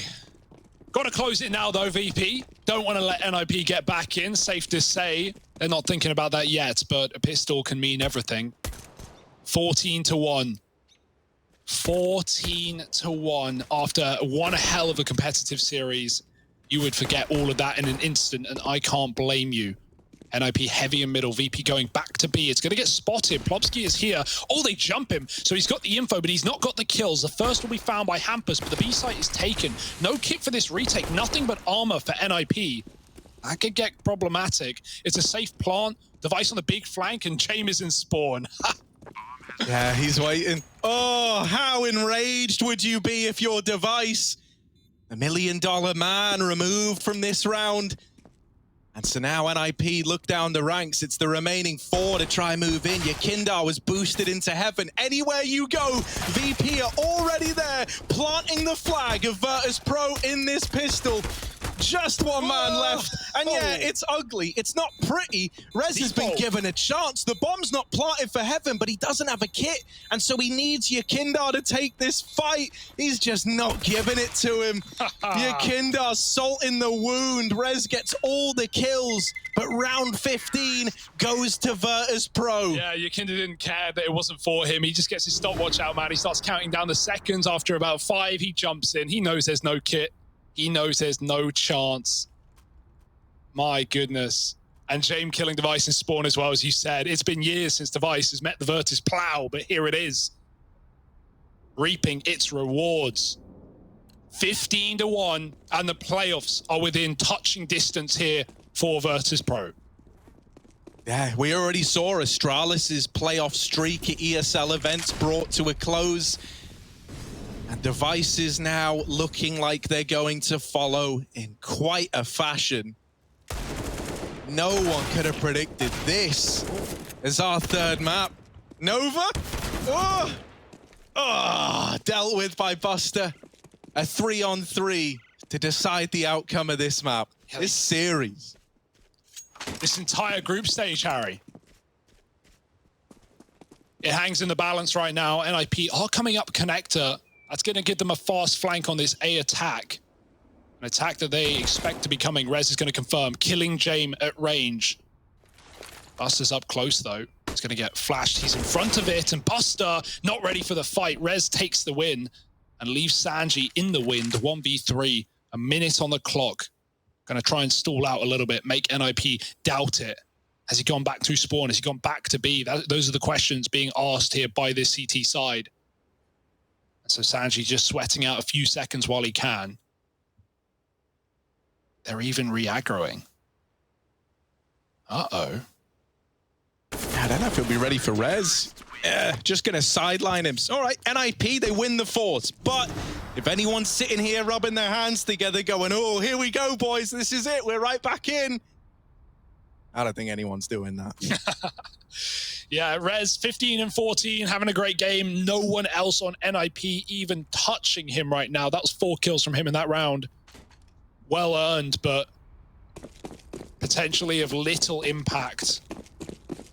Even a deco here. VP not even full forcing. They didn't have much money anyway, but really just waiting for the guns to come out. The sooner the better for VP. But hey, Harry, we've seen Ecos B1 more than enough in this series alone. Yeah, normally all it takes is that first kill going against you, and then it very quickly starts to spiral out of control.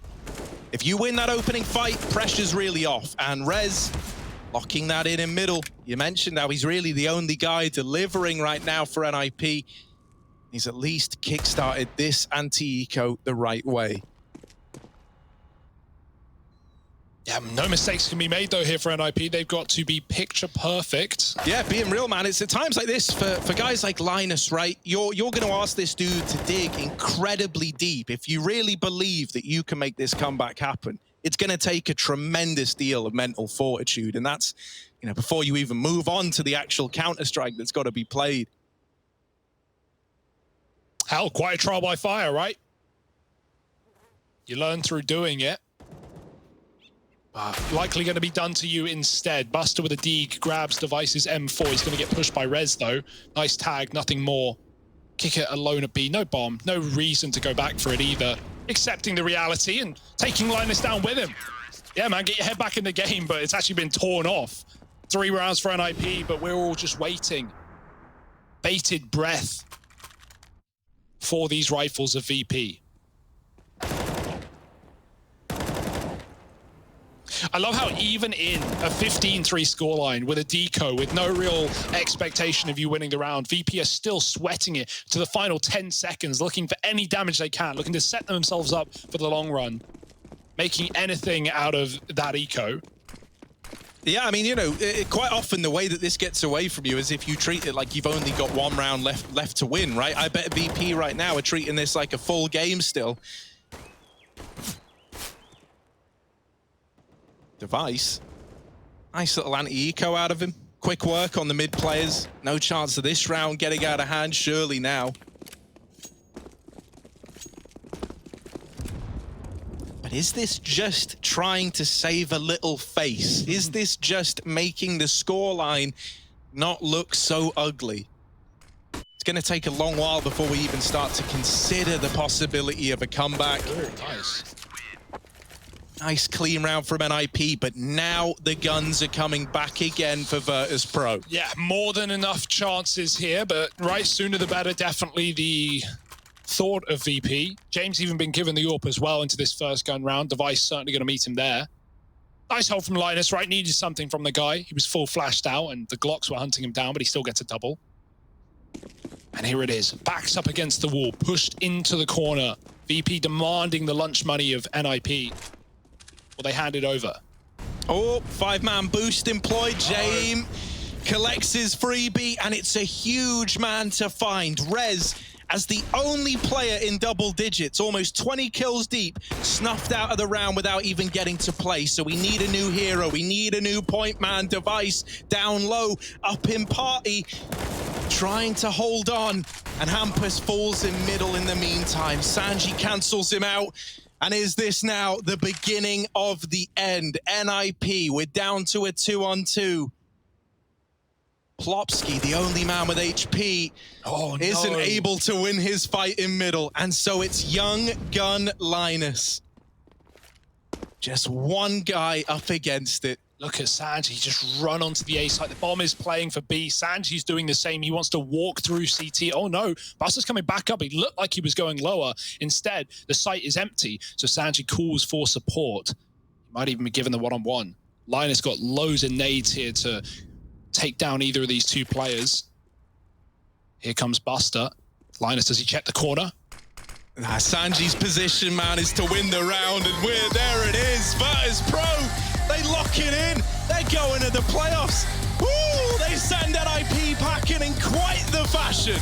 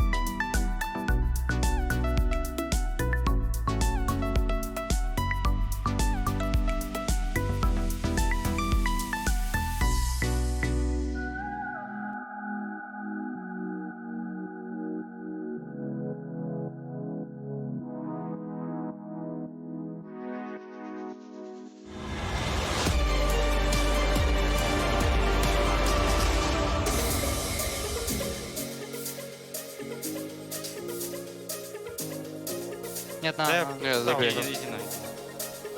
Банк. Дима, смог хэдшот, дай молик банк. Не, молик. Молик банк не давай. Смог хэдшот. Рассеивается дым хэдшот, осторожно.